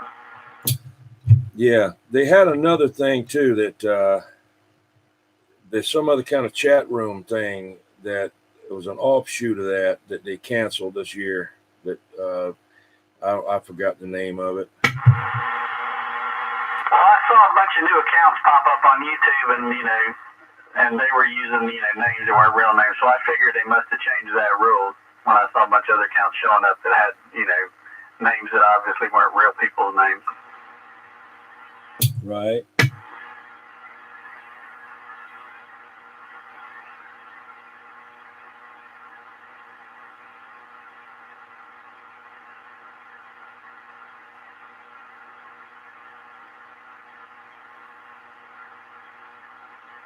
Bears and meth heads. The bears got teeth. The meth heads don't.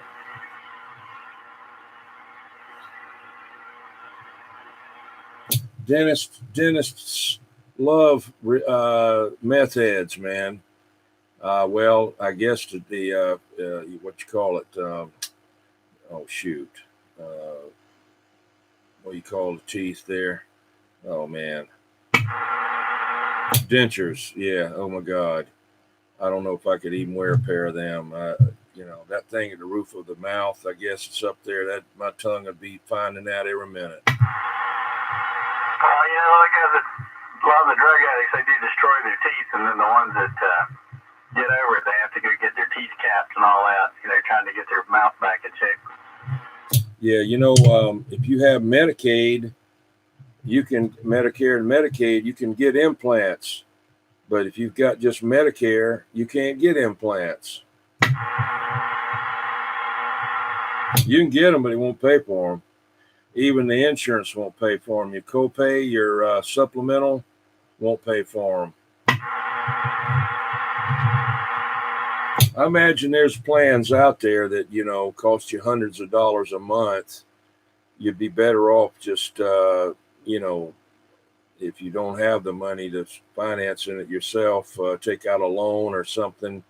That thing where they loan you the money to do dental work, that interest rate is pretty high on that, Well, the insurance rate, if you got to buy it by yourself, it's just not affordable anymore. Before that stupid Obama care disaster, I think it was $450 a month. After it was like $850, and now some people paying $1,200 something a month. Yeah, there's one guy on the radio that we listen to that North Charleston and I listen to a lot. He'll have to tell me his name again. He's on 1250 from about, I guess, 10 until 1, and not Clark Howard, but the other one there. And I think he said that his went from 450 to 2,500 a month at that time with the other one there. Well, there just comes a point where it's just not worth it to buy it. Especially if you're healthy. Why the hell pay $1,200 something a month if you're healthy? Oh, Butterbean, what's your SWL number? People got by for thousands of years without having to pay $1,200 something of the equivalent, for health insurance. Yeah, Chris Plant, that's his name. Also, like that Australian talk show host that gets in there whenever Rush Limbaugh isn't there. I like him. He's a real funny man. I'll tell you. I don't know if you know what I'm talking about. No, I don't know what it is, but I never listened to Rush Limbaugh. Yeah, 10-4. Well, I'd rather listen to him than Clark Howard. I just happen to, I just listen to talk show there, but I can't put up with Clark Howard. I just can't deal with him. I don't listen to any of the talk shows. I don't pay him any attention. Yeah, and then at night you got this other guy. That's his name is let's see, Ramsey, Dave Ramsey. Oh no, no, I can't deal with him. But anyway, I used to like Art Bell. Man, I tell you, like on Saturday night, and they had all those stuff about just anything weird kind of stuff. It was really enjoyable there. The only talk show segment I've watched was a vintage talk show segment from 1982. It was David Letterman, and it was the episode where Jerry Lawler bitch slapped Andy Kaufman on the Jerry Lawler on David Letterman. Yeah, I seen that on. I probably saw it, and then I've seen it on YouTube a couple of times. Yeah. And you see the wrestling match where Kaufman would run his mouth off and Lawler pound drived him. Art Bell, man. He just had that. I don't know. It's just his voice and how he did it. I gotta say this while we're doing the video game. I gotta say, rest in peace, Eddie Van Halen. Boy, I was sorry to hear that. Eddie Van Halen was definitely a rock icon of my generation. Sorry to hear that he passed away. Yeah, 10-4. Yeah, he had it rough the last years of his life with all that. Had his tongue, part of his tongue cut off, and brain cancer. Good God. Well, he's been a pretty hard smoker for decades.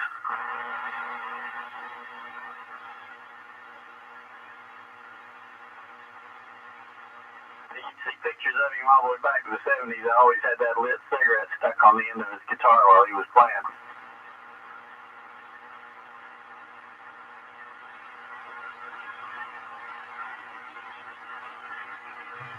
Hey, Paul, what's the C2C? I don't know. Stay away from cigarettes, but he sure could play. 10-4. Well, we think the cigarettes. We don't know. Yeah, he lost his wife, Valerie Burton, early because he was an alcoholic. Yeah, 10-4. I mean, that's the second rock star that got to date the girl of his dreams and lost her over drugs. Andy Gibb did the same thing. Man, he had a big crush on Victoria Principal, and he got to meet her, he got to date her, and then he lost her over drugs. Dang. She was something else in the day. That, to me, she would have been a lot better catch than Valerie Bertinelli, though. They were both pretty. Valerie was cute. She's kind of the cute, wholesome look.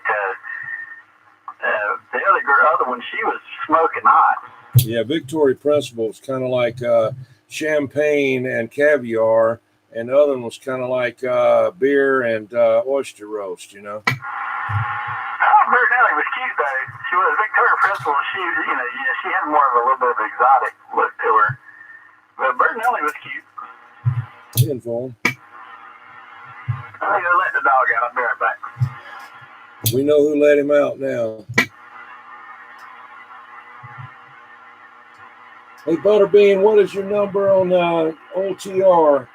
64? I can't remember. SWL number?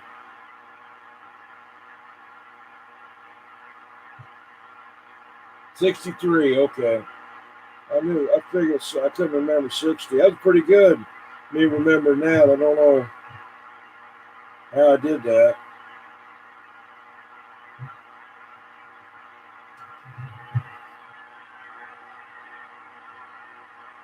Johnny Nash. Oh no.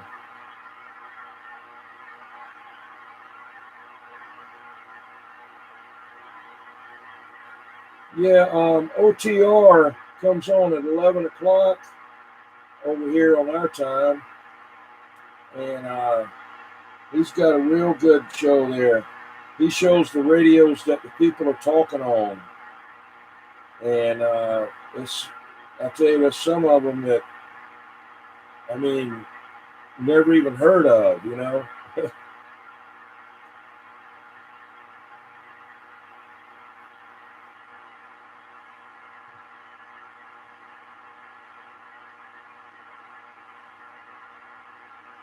Might have been a one-hit wonder, but it was a good one.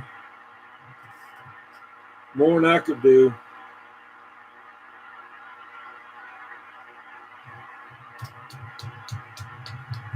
Repo man, you done repoed out? I'm still sitting there. I think there must be a delay in the video, but not much. I thought someone else was still talking. Yeah, a Night Ranger had to let the dogs out. He said I told him now we know who let them out there, right? Yeah, I got that. Hang on a second. My son wants to say hello real quick. Hey, Roger. Hello? How you doing? I'm doing good. Roger. Let's see. Are you the son that has the handle, or are you the son that don't have the handle? My handle's Mr. Bonus. Say it again. He said his handle's Mr. Bonus. I gave him that nickname because he was kind of like, an unexpected bonus. Okay, Mr. Bonus. I got you. All right. Yeah, I'm just sitting over here. Just saw another radio on Facebook. I'm packing it up, hanging out, listening to you guys. I heard the other guy talking. I have to turn my laptop on a lot of times to hear whoever you're talking to because my antenna just doesn't up high enough. Right. 10-4. Well, they won't let you put up a tower over there at your house you're at now. I mean, I thought I could. I'm sure I could get away with it, but I don't want to do it here because I don't own this house, and I'm looking at buying something here soon. And once I do that, I'm going to figure something out, either a tower or at least go up about another 20 or 30 feet with something else. Right. Well, when you get ready, I got some. Yeah, I know you were telling me that, so yeah, I'm definitely going to talk to you about that. I talked to that lady who was giving the one away in Myrtle Beach, but somebody had already, I guess, gone over there and started taking it down. Yeah, that's like this one lady that had a 10 by 20 aluminum house, a storage building for $650. I asked her, said, hey, I want to pick it up from you. Do you still have it? Yes. I said, okay, well, when can I come over and look at it? Oh, it's already sold. Just between that time and I said that, and then, damn.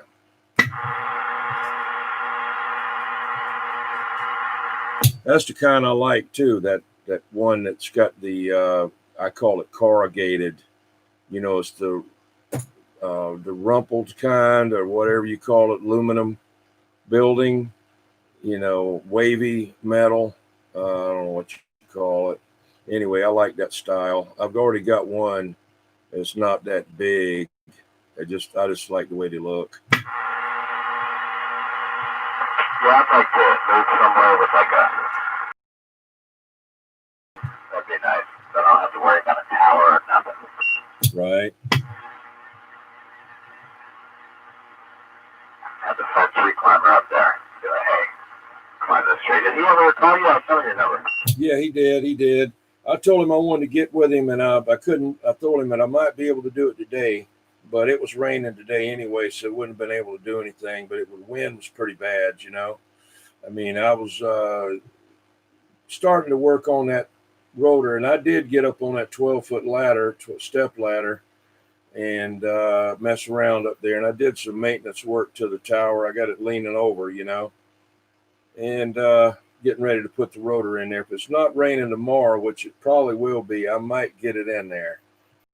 Hopefully it'll be in there by next old radio night. I'd like to talk to Captain Lou down there in Savannah with it. I can hear him and he can hear me when he's on flat side and I'm on the vertical. And I guarantee you when we get flat to flat, he'll be like he's sitting in the neighborhood. Yeah, I know that's pretty much what I know. I need to get mine up higher, like for sure.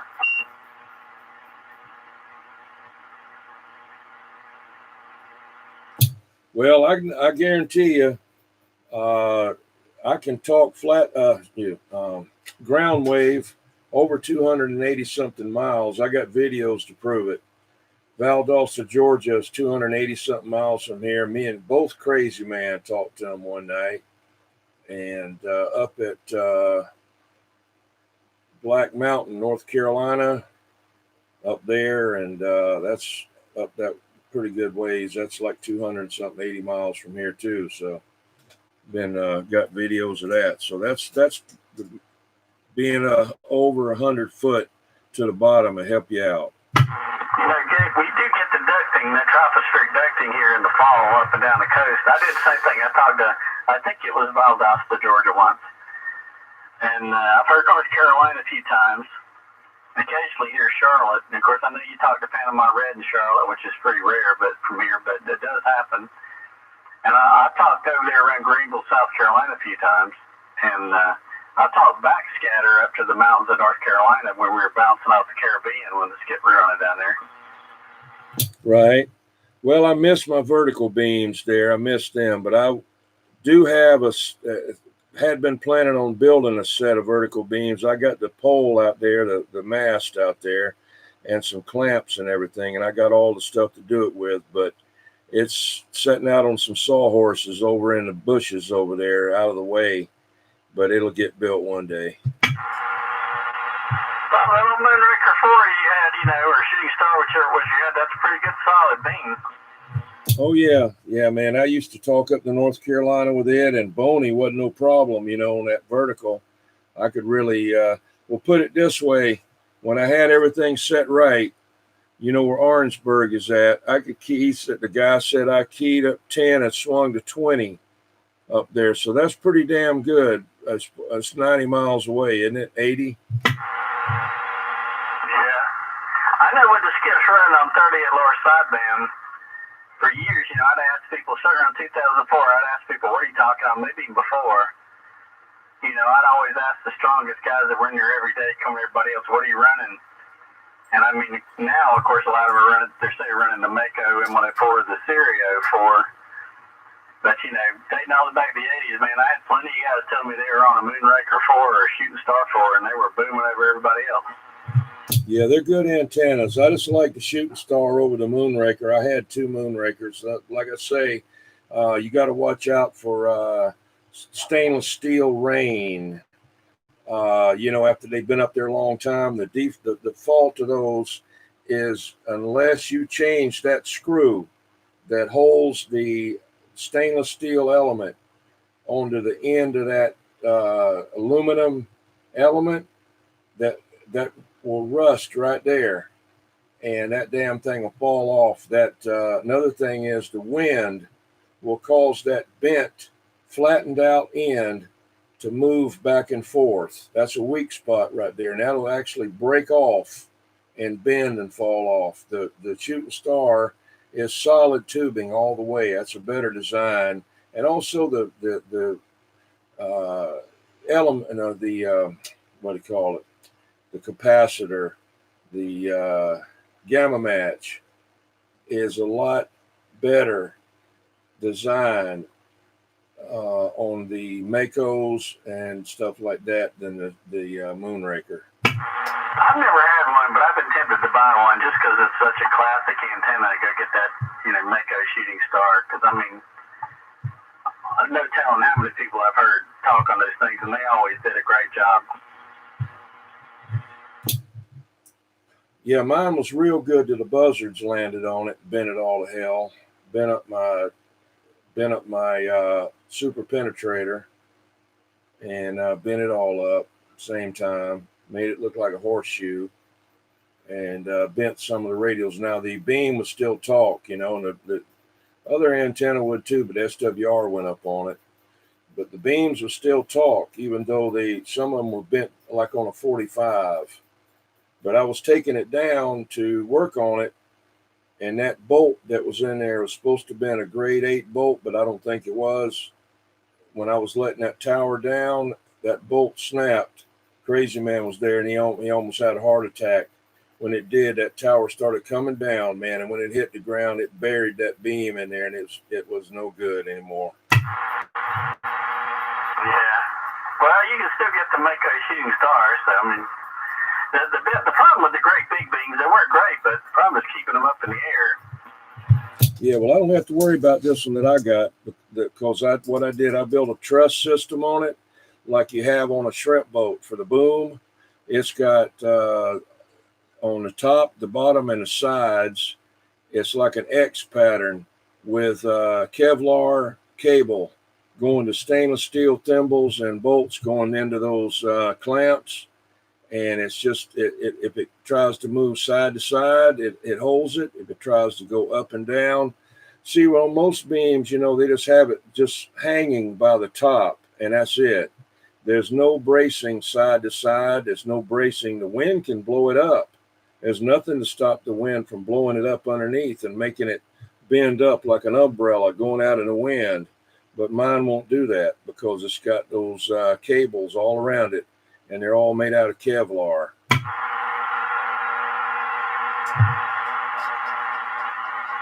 I'm going to have to take a picture and put it on there on the Facebook and YouTube, how I built that. I copied it from a guy called, copied it from, what was his name? Brass Monkey. I copied his design, something like it, but it's a little bit different, maybe a little bit more elaborate. I think I put 2 more runs on each. 2 more runs on there, longer than what he did, all the way down almost to the end around it. So it really supported there. Hopefully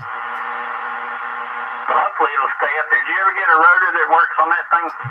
Yeah, I got the rotor back. Tom from High Gain took it apart, checked it and everything like that. Couldn't find anything wrong with it at all. When I got it back, it still wouldn't work. And then I started messing with that Centurion plug in the back of the rotor control, and I felt it was real loose like. Now, see, I thought that might have been it to begin with, but I would move that thing and then go out there and look and see if the rotor had moved, and it didn't move. So I said, I took the rotor apart, checked it out, did everything, and couldn't find anything wrong with the rotor. So I said to send it to him, and they could check it out. He only charged me $56. But anyway, when I got it back, I started wiggling that, looking at the rotor, sitting right there by the control with all of the cable on the ground. When I wiggled that connector in the back, that's when it started working. So I went in there and tightened up on those connections, cleaned all of the pins real good, and kind of put a little twist on them where they would be tighter in there. And also tomorrow I'm going to put a cable clamp on the control cable coming out the back to the big old ground bolt where that can't put any strain on that Centurion plug. Well, hopefully you get it straightened out. I know that beam's been up there a while and you haven't been able to use it a lot. I know it's all because of that damn connector on there. That is the nice thing I like about these lazy H antennas, and the 6-element collinear arrays, is that it's easy to repair and I don't have to mess with a tower. But still, sometimes I do wish I had a Moonraker 4 or a 5-element Mako up there, like flat beam Yagi. Right. I started to put an 8-element flat side, but it's without really a digital readout control. It's kind of a little rough there. You got to be dead on them, man. But when you do, you can smoke them. Yeah, well, I mean, that's people I've talked to that have had the really big beams. They say, once you get past the 5-element, it gets pretty narrow. And I think a 5-element probably the biggest I'd go. Like I said, you have trouble keeping the big ones up in the air, and like you say, you got to really pinpoint somebody when you get beyond that. Yeah, like Motormouth Mall with that 16-foot beam he just put up. Yeah, I mean, I can't help but wonder. He's got all those metal support wires trying to hold thing up in the air. I can't, that's just about got to be messing with the radiation pattern, trying to have that much metal in there, just trying to hold it up.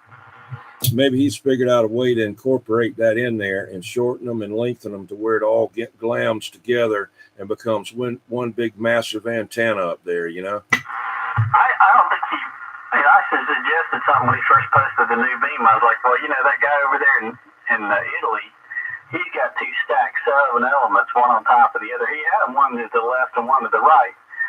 But I guess he had mechanical problems with that. But, two stacks 7 elements. So probably put one above the other. And that guy smokes out of Italy all the time. I mean, I've heard him many times coming in on 38 lower sideband. Okay, Mark wants me to calculate, reset my clock. He's got 9:57. I had 9:58. What do you got? What do you have? That's 9:58 right now, but he's got to keep in mind there's a few seconds delay between time, what you record and he sees it, 10, 12 seconds. But I've got 9:58. Let me time sync my laptop to make sure it's set with WWV.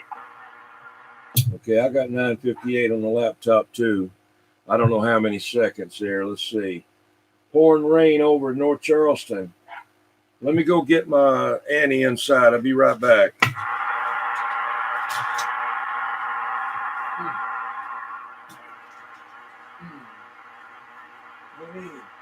got to install NTP date on this Linux laptop. I just upgraded it to the laser version of OpenSUSE and I installed NTP on it.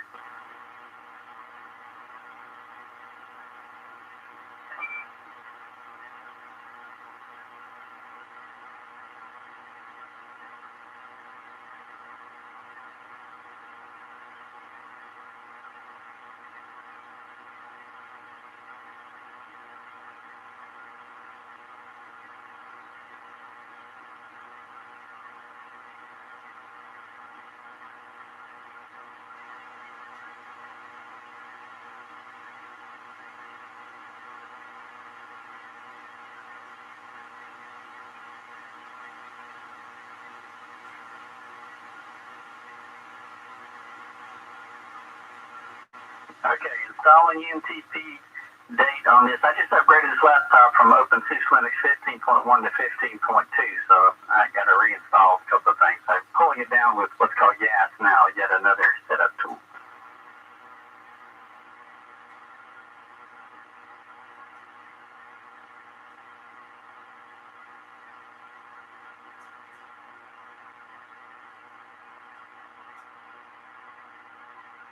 Okay, I was off just by a fraction of a second, so I got 10 p.m. right now. 10 p.m. in 40 seconds.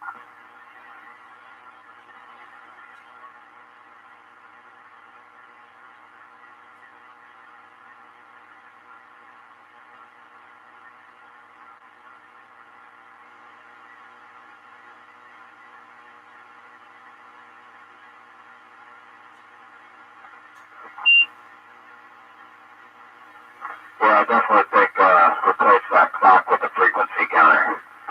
That reminds me, I still got to replace the lights on my clock. On my roll arm clock, the lights are out, and I never fixed it. I forgot there were lights on there.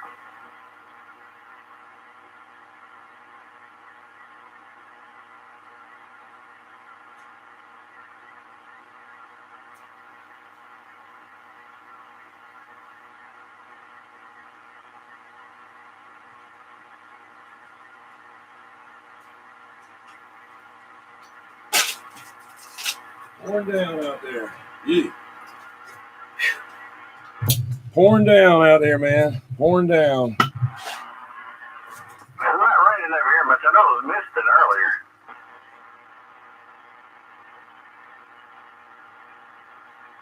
Metal roofing here too. The light even lights up in the clock. Yeah. I got to put a piece of red plastic right here. That's supposed to be red, I'm pretty sure, because you can see the light in there. It's probably fell down inside the radio, but I'll get something on it. Yeah, that roundabout told me it was raining over North Charleston. I heard Annie, my dog, barking outside.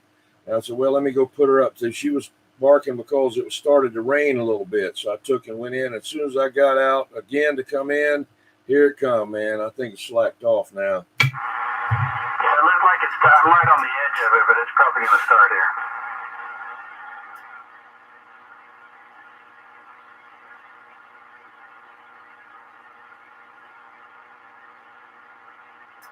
here. $15 roofs you put on this year. Wow.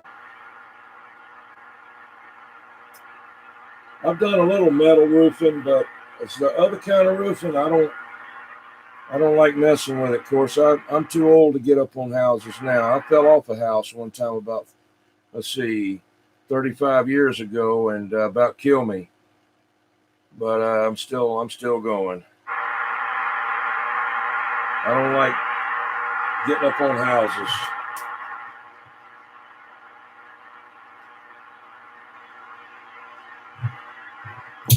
I think it's quit raining now.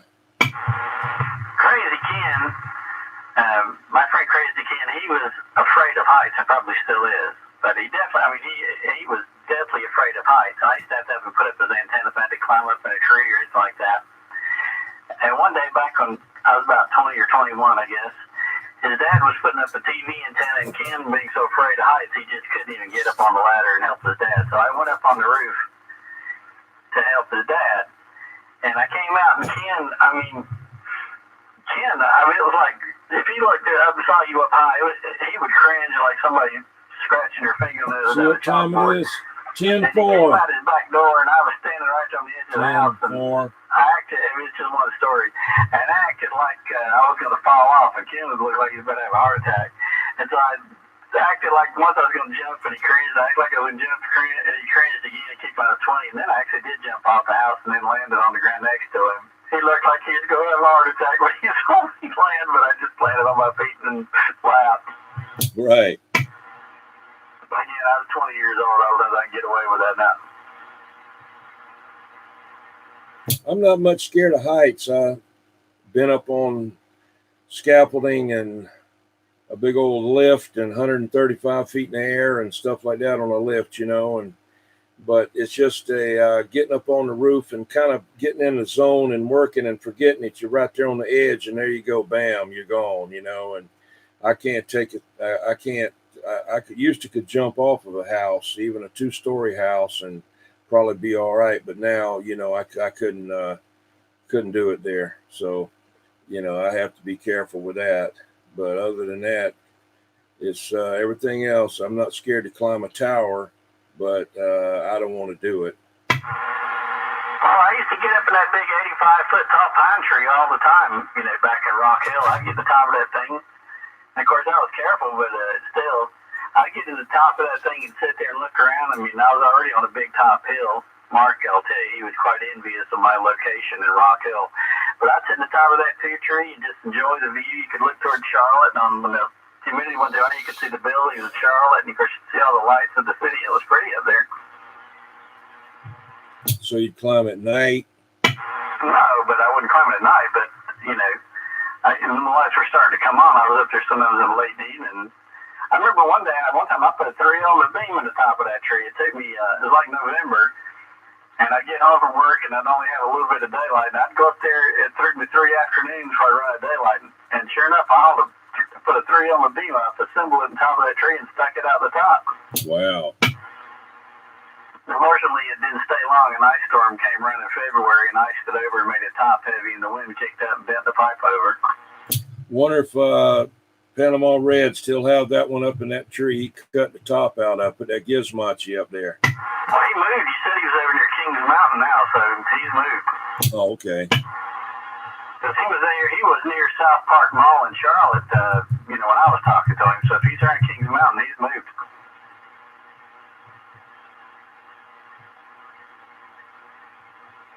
Back in the early 60s, we went up to Kings Mountain to CB get together up there.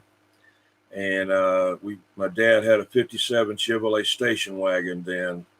And we went up there and camped out there at the night. They had a big old CB get together there. And a lot of the guys, the big shots from around there up in Stone Mountain and all, they had a big antenna tower up on top of Stone Mountain back in the day. And that Johnny something, can't remember his name. He was the little fella that was the all call for Philip Morris.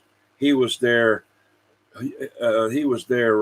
celebrity, and he would get up there on the microphone and say all call for Philip Morris, and he was like a midget. Well, I can't say midget. He was a little person. Panama Red, I remember Panama made me grin. He was, I was way on top of that hill, and then I had that antenna way up in that tree, probably pushing, right around 100 feet, probably 85, 95, 100 feet around in that area. I think the bottom of the antenna was like 85 feet. But anyway, Pam Murray was talking to Troubleshooter, and he was up in Charlotte, and I had line of sight to where he was from that big hill I was on. And I had that TR7 and that Drake L4B. And I remember listening to him talking to Troubleshooter, and he said, there's nobody, and I mean nobody, that sticks me in the red like Night Ranger does. And I remember him being in Charlotte, and me being in Rock Hill, that made me grin pretty big. 10-4.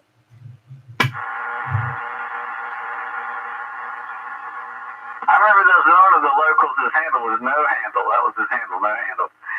And he was maybe about 3 miles away, maybe 4, probably about 3 miles away. And he was in there talking with the locals, and I came with that Drake L4B off that big antenna way up there, and I just keyed down the mic a couple of times. And with like a 450 watt dead key. And I remember the guy said he got up and looked outside to see if somebody was in his CV on his truck.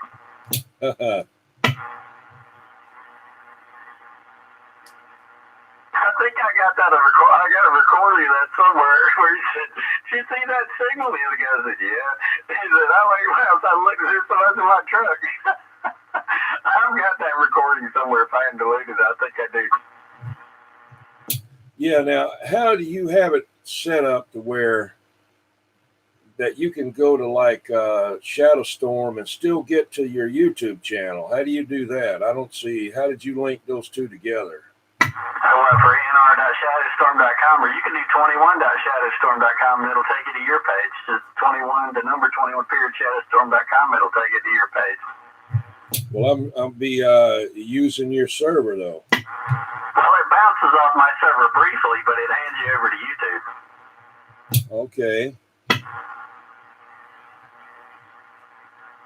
I'll have to try that. Yeah, just type it in 21 period shadowstorm period com. It'll take you right to your page. All right. Here's the technical answer. I don't know if not trying to talk down to you, but I'll give you the technical answer. You may not understand it, but here it is. First, when you do 21.shadowstorm.com, it hits what's called a DNS server. It does a DNS lookup, which points to my DNS server. Then my DNS server points your web browser to my web server. Then your web browser connects to my web server, and I pull up what's called an HTTP redirect from my web server, Shadowstorm, to send you off to your YouTube page. So 10-4 on that there. You'll be over there sweating like hell whenever I burn up your computer over there. I'll burn it off. It's a quick DNS entry followed by an HTTP request, and then you're connected to YouTube, and I'm out of the picture. 10-4. Think of it like somebody throwing a ball at you, and you smack it over in the direction you want it to go. You just touch the ball for a second, and then it's going off in a different direction.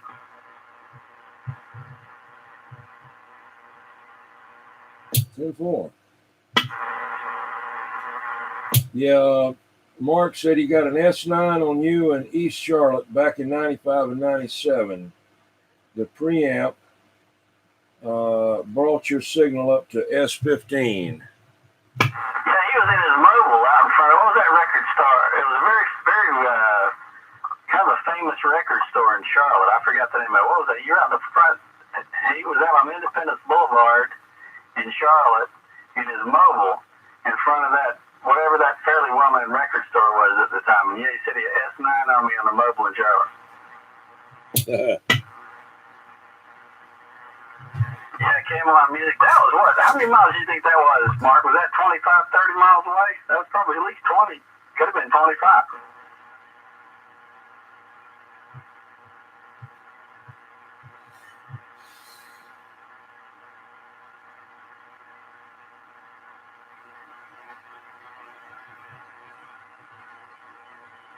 Hey, I know. It wasn't close. I'm telling you.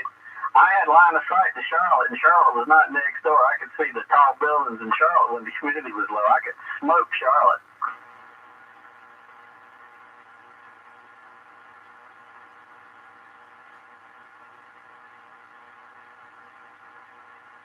Yeah, so look at that, 35 miles away, and he's on his mobile with an S9 on me, and I was in Rock Hill. Roger. Yeah, and then lightning hit that tree, hit the antenna in that tree, and blew some bark off on it. I'd already moved out at that point, and unfortunately, my dad cut the tree down. I hated that, dude. That tree stood up to Hugo like it was nothing. All the other trees were lying on the ground or splintered up, and that thing stood up to Hugo. But lightning hit it and it started dying. No, the lightning hit it and it blew some bark off the bottom, and my dad got paranoid that it was gonna fall, so he went ahead and paid somebody to cut it down. But I mean, that tree was so big you could try to bear hug it, and you might only get about, I don't even know if you get halfway around to trying to bear hug it, and that was a dang pine tree. Okay.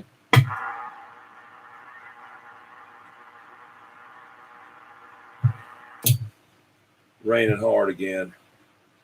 That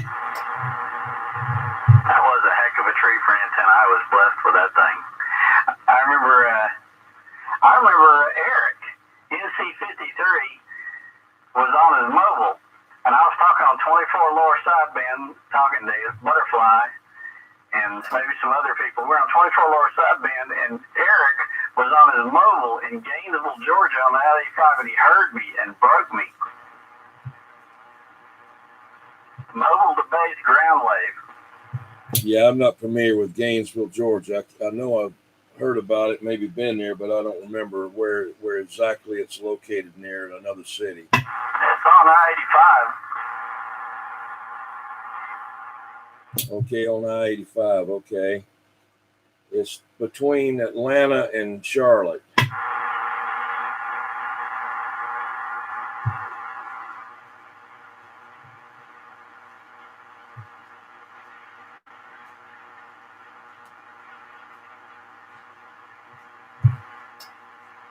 North Charleston will have to check it out. He's good about that. I'm pulling it up on the map now, but that's in western Georgia, I believe.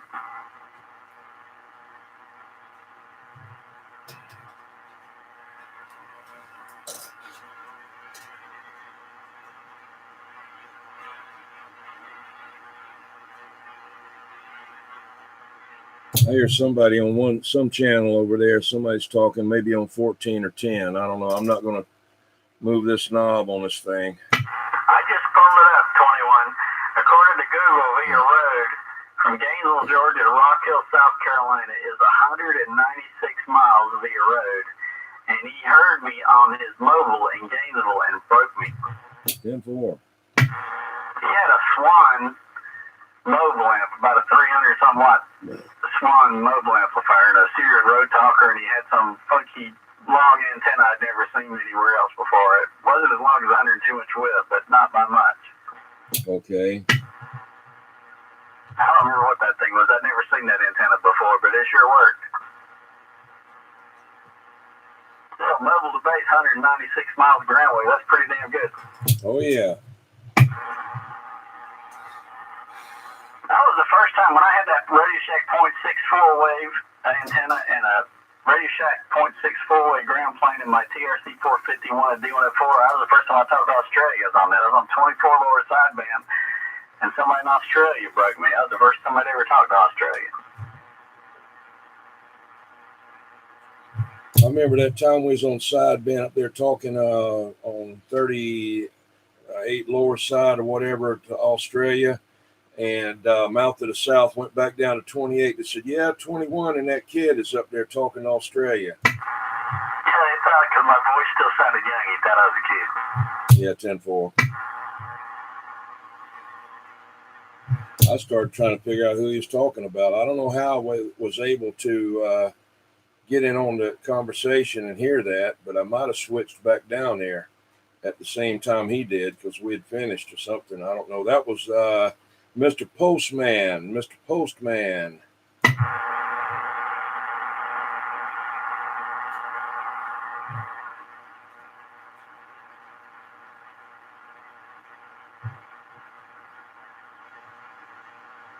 Mr. Postman might have got mad with me one time because I had made a video and had Herman Munster in it and had what's his name up there in New York?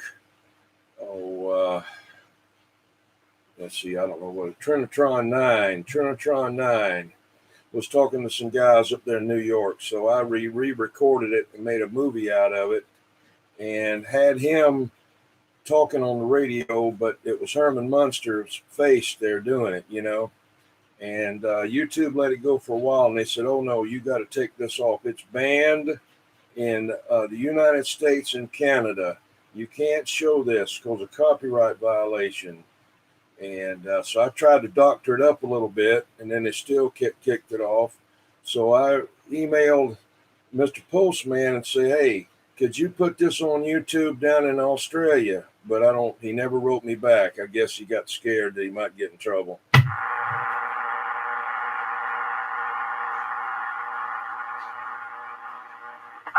They only flagged one time. I was doing a mitigated 30 lower sideband, and somebody played some 80s song over there, and they flagged it. And it was actually allowed. Whoever owned the copyright decided to allow it, but I went and deleted it out of that video anyway, just so just so it wouldn't get nailed in the future. Yeah, you've heard of David Allan Coe, right? Yeah. Okay.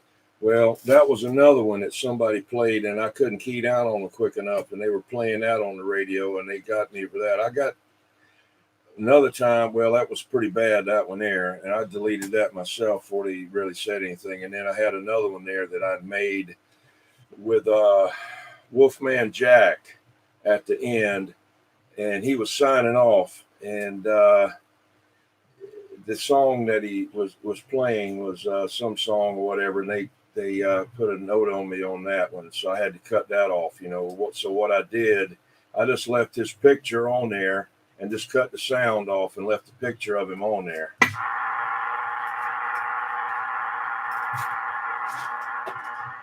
Didn't they ding you about the Burt Reynolds one, something or another? Yeah, they got me for Burt Reynolds because of Jerry Reed, the song Jerry Reed had, and they got me for that one. I had to take that down. But by then, already something like 10,000 views had already seen it.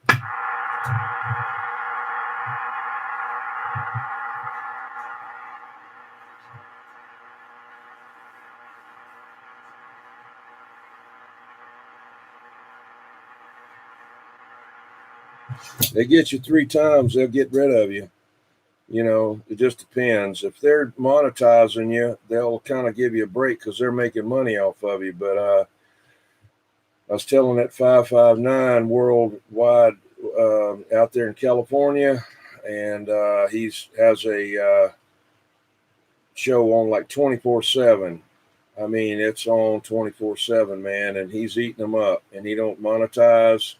And I told him, man, if he just says a bad word, they're going to cut him off because they're not making no money off of him. I think the biggest video I've got is the one where I show how to make the homemade wire J-pole for the CB band. It's like 26,000 views. Wow.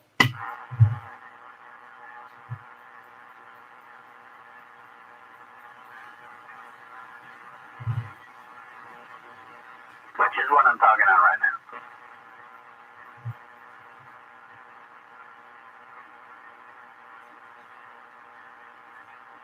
I always wanted to make one of those fishing pole antennas, they call it, that you could use when you went out fishing. You take you take a rock with a string and throw it up in a tree, or shoot an arrow up in a tree with a string on it, and then you take a piece of coax and you strip the coax ground braid and pull it down to a little more than 9 foot, and you keep the center connector, and you tie that onto the string, and the center connector is going to measure a little over 9 foot, or right around there, and you have to cut it and trim it, and then you tie a rock onto the ground braid hanging down, and you pull that antenna up in the tree, and you leave it, the coax still hooked up. You have a PL 259 on the other end to your radio. Yeah, but that braid will act like a dang wick and soak water up inside the coax. Right. Well, I don't know how, I guess that'd be like emergency antenna.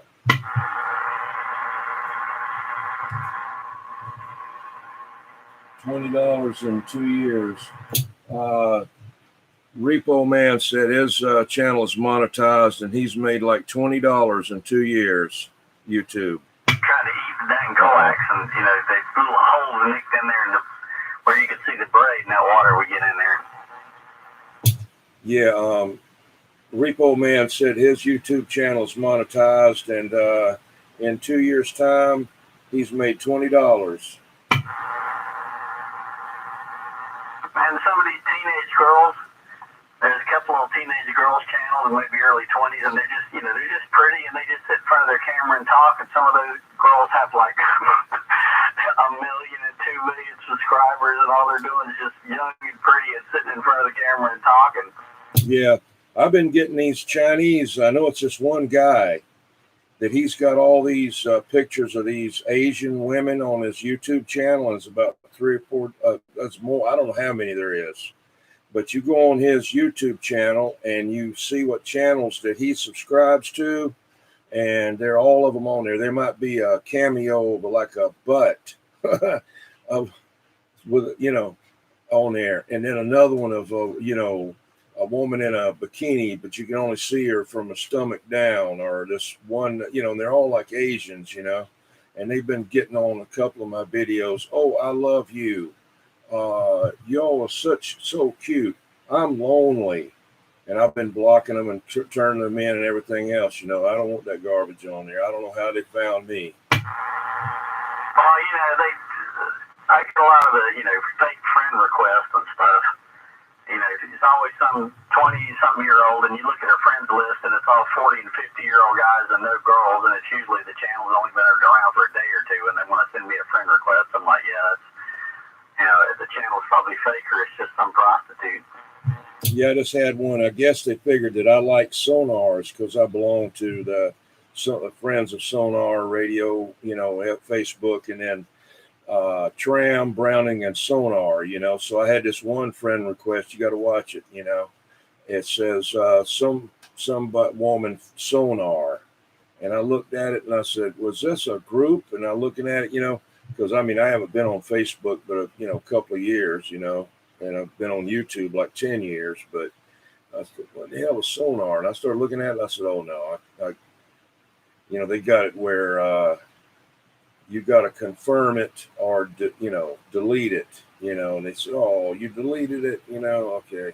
But I don't mess with it. And I got all these guys from wanting me to be friends with them from over in Italy and all these other places. I looked at their Facebook page. They don't even have it in English. There's no way I could even, have a conversation with them. I don't confirm them at all. I mainly like to get the guys, that I know that's going to be somewhere that I may talk to them on the radio, and I don't use my Facebook page for anything but something as an extension of my CB hobby. And I tell them that I don't comment on anything. Now, if I see something about abuse to an animal, I'll get on there and get on there about that. But anything else, I don't mess with it. I don't do any politics or anything like that on there. Yeah. I was talking about this, some of these young girls' channels. I'm looking at this one girl. Her channel's probably 3, maybe 4 years old. It looks like she's about 20 or 21 or 22 at the oldest. And she's pretty. She's not like supermodel stunning, but she's kind of cute and sweet looking. And this girl's got over 1.5 million subscribers. She posted a video one day ago. It's already got 100,000 views. And all she does is just kind of sit in front of the camera and talk and look pretty and talk about stuff. She's got 100,000 views in 24 hours. Damn. We're doing the wrong thing. Well, all it boils down to is she's young and sweet and cute and pretty, and that's really all it boils down to. Because there's nothing she's doing that's unique or special. She's just young and sweet and pretty looking. Some guy on StreamYard, I don't know how he did it, but he actually changed his picture to a woman. And I'm telling you, he looked pretty good. I knew he was a man, but I told him, I said, hey man, you look better that way. And if you were real, you would really look, you look pretty good. it wasn't that it was anything I was thinking any other way, but I don't know how he did it. But you know that on the StreamYard, it's got this one that looks like some kind of cat that belongs on Alice in Wonderland head floating around, and you can do all kind of stuff. But this one guy actually put a woman's face on him. I mean, it just shows the power of the sex drive. This girl, like I said, she posted a video one day ago. She got 100,000 views. Posted another video 3 days ago. She's got 151,000 views. She posted another video 5 days ago, 153,000 views. 102-inch steel whip, yeah. She's got one video she posted 2 years ago. It's got 1.7 million views. I mean, yeah, that's a good idea. She's just young and pretty and kind of sweet, and that's it. There's nothing special that she's doing. Right. Well, and talking about 102-inch whip on a mirror mount, and then putting a 102. Let's see, coax to 102. Put a ground rod in the water while I was fishing. Yeah. Over on James Island, I used to have a whole bunch of ground rods out there around my tower, and I had horizontal wires run to them, and I got a whole bunch of steel coated. Well, they're all steel coated. I mean, steel copper coated ground rods. I think these were. They weren't quite 8 foot long. They might have been 6 foot, and I drove them in the ground and run wire to them. And I'd go out there, and this is no lie, man. I could wet that ground down out there, and it would really help out receiving people.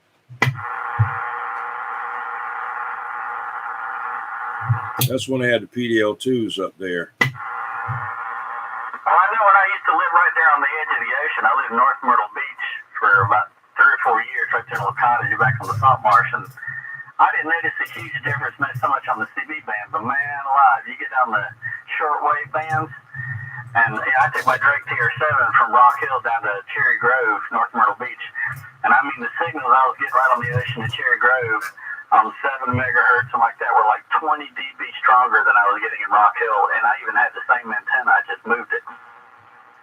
Well, like down there where I work at, there's a lake right there near it, and a lot of times I'll back up right near that lake, and I can do pretty good doing that, like it's going to West Indies and those guys that, well, anywhere, but they're pretty good because they're straight on out from where I'm at, but I get right next to that lake out there. They call it a lake. I guess it's big enough to be one. It's nothing like, like we have here. It's, like the one downtown, a couple of them down there. But it helps out too. But it's part salt water, mostly all of it, so it's a good ground plane. It'll help a mobile out, I can tell you that. Well, before we had the hurricane last year, I had a 8-meter dipole here. Yeah. And I used to get on 75 meters sometimes to talk to some of the guys down there. And they used to just rave about my signal. I got the river right down the road, and I got swamps on both sides of me. And I got on 75 meters, and they all used to rave about how strong I was. I was burying their needle, How about the Magic Band? Does any skip on the Magic Band? There is in the summer months. Why do that so great on there? That's basic. Well, I've never thought of skip on that band. I've just never really been that interested in it. I've never built an antenna for that band. But I mean, I know it has skip at the same time the CB band does in the summer months. Right. I know you used to be, before they moved the TV channels, you'd eat up channel 2 if you got on that band. TV channel, because channel 2 was right above 50 or right above 54 megahertz, whatever it was. And so if you're on 6 meters, you chew up people's TV sets. Yeah, probably back then those little daggum cordless phones too that ran on that somewhere near there. Yeah, 46 to 49 megahertz. 46. The base units are on 49 megahertz. The handsets are on 46. I think that's right. I know I used to tear them up on James Island, man. It's one woman had them over there, and oh my God, I couldn't even talk on the radio barefoot. Yeah, that was the 10 channels. Then they came out with the 25 channels, and then they went from like 45 megahertz to 49 megahertz, I think it was. I that was fun to listen to those things back in the 80s. Oh yeah, you could hear all kind of stuff, you know. I mean, yeah. Yeah, I heard more than I want to hear one time. There was a guy I went to Sunday school with at church, grew up with him and all that, and one day I turned it on and he was kind of messed up anyway, but he was calling phone sex, and I heard more than I wanted to hear.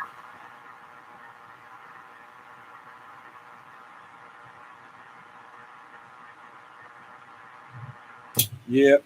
I tell you, what's that guy's name up there at the Christian college and all that mess he's in. Good God. I mean, you know, I don't know why they got it. They're so stupid. They know they're going to get caught, you know. That guy went to jail after multiple offense DUI. He probably had to spend some time in Columbia for, I don't remember how many times he got arrested for DUI, but at least 3, maybe more. Oh, wow. Here comes the rain. Lived in Myrtle Beach. Okay. Long time ago in Myrtle Beach. And now we're getting it. Now I'm getting the rain. There used to be a set of PDL2s on a building right there as you come through. Seemed like it was near the some restaurant. I can't remember the name of that restaurant there. The Whistling Pig. No, I don't know. But it was a set of PDL2s as you came into the town of Mark lived about a Myrtle mile and a Beach. half. Here comes that sound whenever my antenna's getting on it. Static electricity, that's the rain static. Yeah, man.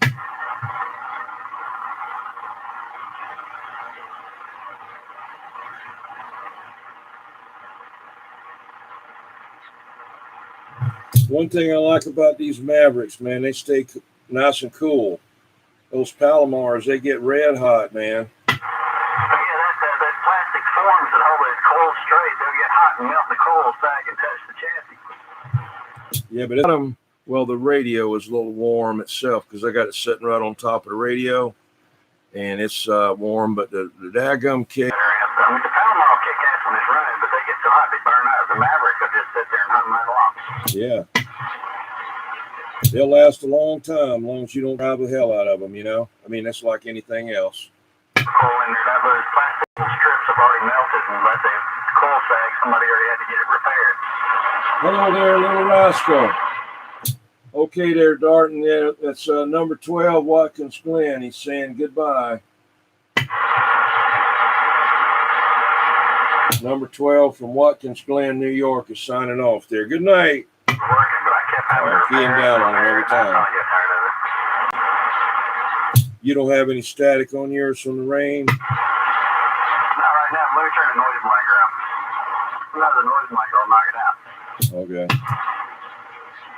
No, not right now. Okay. I even get one of those things in a every once in a while. The TRC 451 noise blanker is pretty good about taking that stuff out. Noise blanker on this thing here is not that great, but it's okay. I'd have to put another radio in here to see.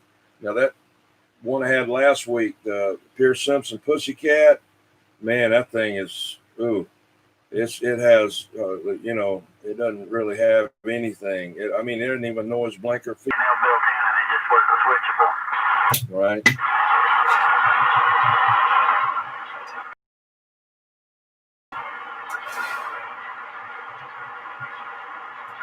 Well, it won't be a lot longer. I've got to get out of here, probably 15 more minutes, so I can get inside and get my computer in there, and I get my umbrella and cut everything off and unconnect everything so I can get ready for Old Tube Radio Network.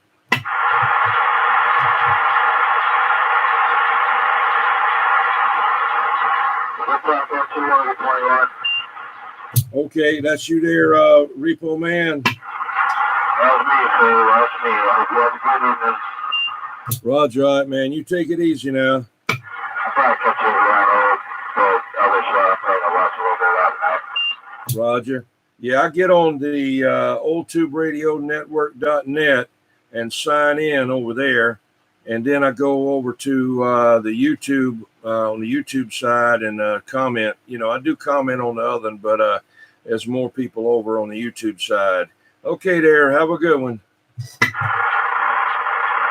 No skip coming in there, H. Little Rascal.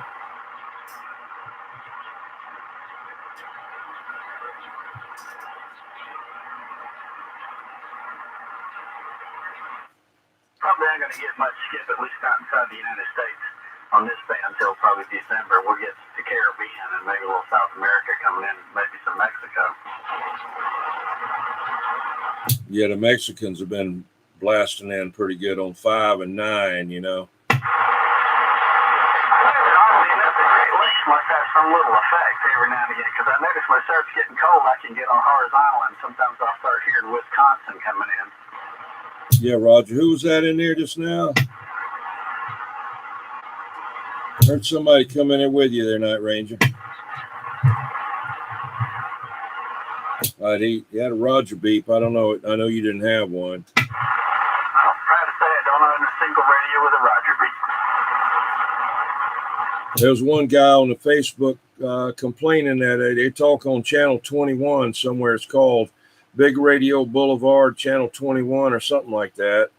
And talking about the guys are mad at him and key down on him and all because he has a Roger beep. And other people said, well, don't worry about that. Get your big amp and key down on them. And you run your Roger beep like you want to and all that stuff. And I said, well, why don't you go and write Mr. X CB shop in California and order one of those noise toys he's got. It plays like the good and the bad and the ugly. It's got like 10 or 15 different switches on them with 4 different positions that play all kind of Mexican music and everything for Roger beeps. I told him, I said, man, that'd kill him. If you get a chance, look up on YouTube, Mr. X CB shop, and check out those radios that he got. Every one of them has got like a big old box on top of it. And when you unkey, there's lights going all the way across it, flashing LED lights, and and then he'll have the good, the bad, and the ugly theme, and somebody talking in Spanish and singing and all kind of crazy stuff. It drive you crazy. That kind of stuff reminds me, to me, it's like watching a baby play with a Fisher-Price activity center on the side of his crib. I mean, it's basically the same thing for adults. Yeah, and this one, I remember, if you remember, Early Bird is around here. There's one guy that was on some video out of Mexico on talking on the CB. And, man, he was standing there with a microphone, and he was jumping up and down. I mean, he was just going crazy, running around in the room and holding the mic and screaming and all like that and beeping and everything. I said, good God. He's probably on drugs. I mean, it was hilarious, and I said, that must be his brother. So if he didn't like you, he would key down on you with a Roger beep 1,000 times.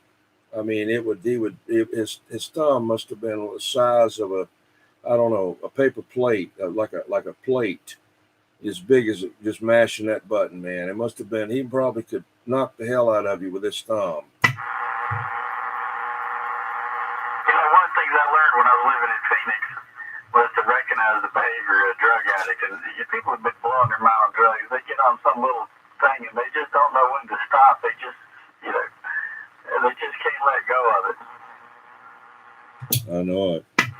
You hear that when California skip starts coming down 30 at lower side, man. You got guys that have been arguing for decades. I mean, not decades, but they'll be arguing with each other for years, and it doesn't matter if you don't hear them for 3 or 4 years, because when you finally hear them, they're still saying the same things they were saying 30 years ago. I was asking at Larry's Lanyards, I bought a whole bunch of tubes from him, and I got like 12 6LQ6s. And I bought 12 and he gave me 13 of them. And they're, new old stock tubes and all, and tested and everything for $275 shipped. That was real good. But anyway, he was going to give me a knob for the Hornet but it don't have a knob. It's got a daggum screwdriver control, screwdriver adjustment there for the load and the tune. But I couldn't figure it out because they had that big old pointer knob for the band. They had it on there, and I thought, well, if it was a little bitty one like that other one, it wouldn't fit on there. It must be a big shaft too. And I was telling him, I need you, if you got one, to send me one, charge me for one. He said, well, I'll look, but I don't believe that it came with one, So I went and I had the picture of it, and I went on edit photo, and I drew a circle around the band switch knob shaft, and then I drew an arrow to the load or the tune or whichever it was with that knob on it. And I said, this is the one that I need right here. And he said, well, all of them that I'd ever seen didn't have that. Well, I said, well, let me look at it. So after I did all of that, I went and took the little tiny screwdriver and untook it off of there. And they had that damn set screw cranked down to where it was almost falling out the inside of the knob, and it was on the shaft. Now that one is bigger than the other one. That's a bigger screwdriver type shaft than that other one there, so it worked on it. So I wrote him back, and I told him, I said, well, I appreciate it. I said, I was, you're the DNA man, and I said, I appreciate you directing me from afar, just as if it was a COVID-19, I think my Hornet I think it has a knob on the tune control, the one kind of in the middle, but I don't think either one of the Hornets that I've had one on the load control to the bottom right-hand corner. What's 4649 there? I mean, you can get a longer shaft to load control and put one on it, because they do make Arco does make a longer shaft trimmer capacitor that can do that, but I'm pretty sure I only had a plastic knob on the tune control and then not on the load control on the right. Oh, okay. Well, I've seen them do it on my Black Cats, JB76s, 200s, JB12s, 150s, 75s. They would solder a brass nut on there. And, you could solder something on that would increase the size of that. Get a piece of brass tubing. You can buy it at Lowe's in a drawer. They have it, and you could either glue it on there or whatever, and you could increase the size of it to 1/4 inch, and that would be a lot easier, because I've seen some of them that they've turned it so many times that one side of the screwdriver thing is completely broke off, and then they went and got a pair of pliers and worked on it, and then they got it down to a friggin' point. I remember my first DNA Hornet, the one I have now doesn't. I just looked at it. It doesn't have that knob, but I remember the very first DNA Hornet I had did have the little black knob, but I can't remember for sure if it went on the tune or what, but it did have one little black knob, and I'm not talking about the band switch one, not the arrow pointing one. And another thing this one's got is different than some in the pictures on CB Tricks. It's got an extra switch on the front of it. Some of those newer ones had the preamp in there, the BTL. And, everything that time I think about BTL, I think about PTL. But anyway, but mine isn't there. It's up near a different location on the front. So I don't know. I hadn't really tried it out yet to see what it is or looked at it. Good. Mine had the BTL, I think, in the top right-hand corner. Above everything else? Yeah, top right-hand corner. Okay, maybe that's what this one is then.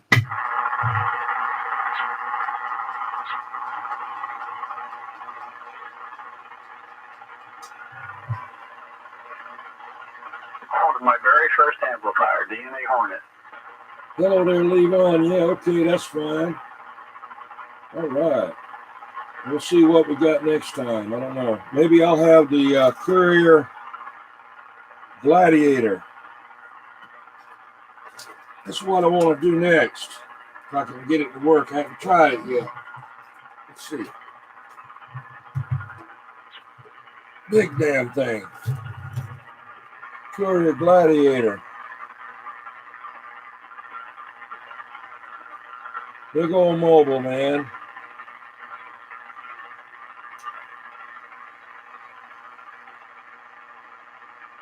Big old thing.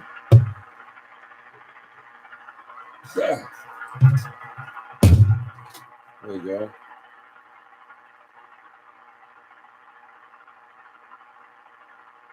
I want to get my new in the box Regency CRT 30 out from 1975. It's still in the plastic. I'm never taking it out. Maybe I'll do a special box opening video and then use that next time. Okay.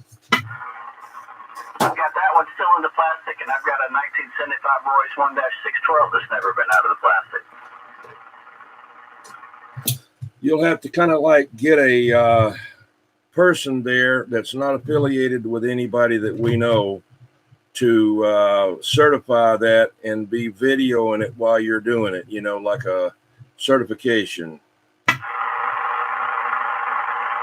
That'd be really great, like a Guinness World Book of Records guy, Yeah, man, that Royce 612, that was either the first, maybe the second first. I think it was the second full power CB ever got to talk on. It wasn't mine. My neighbor had one in his work truck, and I got to talk on it. I was, 12 going on 13 years old. I was in like March of 1976. I got to talk on that thing one time, but it was a nice radio. 10-4. Well, I do claim to have the world's longest ground rod. I got it, that sectional ground rod driven straight down. I mean, that about killed me, man. I had to get up on the tower. I got the first two section, down in there. That's that 5/8 rod that's threaded. I'm going to tell you, man, you need a post hole driver, like on a tractor, to drive it down pretty when you get it too deep. I just tell them it's the world's longest ground rod. I don't know what the world's longest ground rod would be, but that's just what I say. Yeah, but you start trying to pound those things with the sledgehammer, and they're like wiggling back and forth. You're trying to hit that thing, it's vibrating back and forth from your last pound. Yeah, 10-4. Well, that's like this guy on Facebook. You've seen those those fence post drivers. It's like a piece of pipe with two handles on it, where the pipe is open on one end with a cap on the other end, and you stick it over that metal post like they put those snow fences out or around construction sites. They have those metal posts like that. Well, instead of having the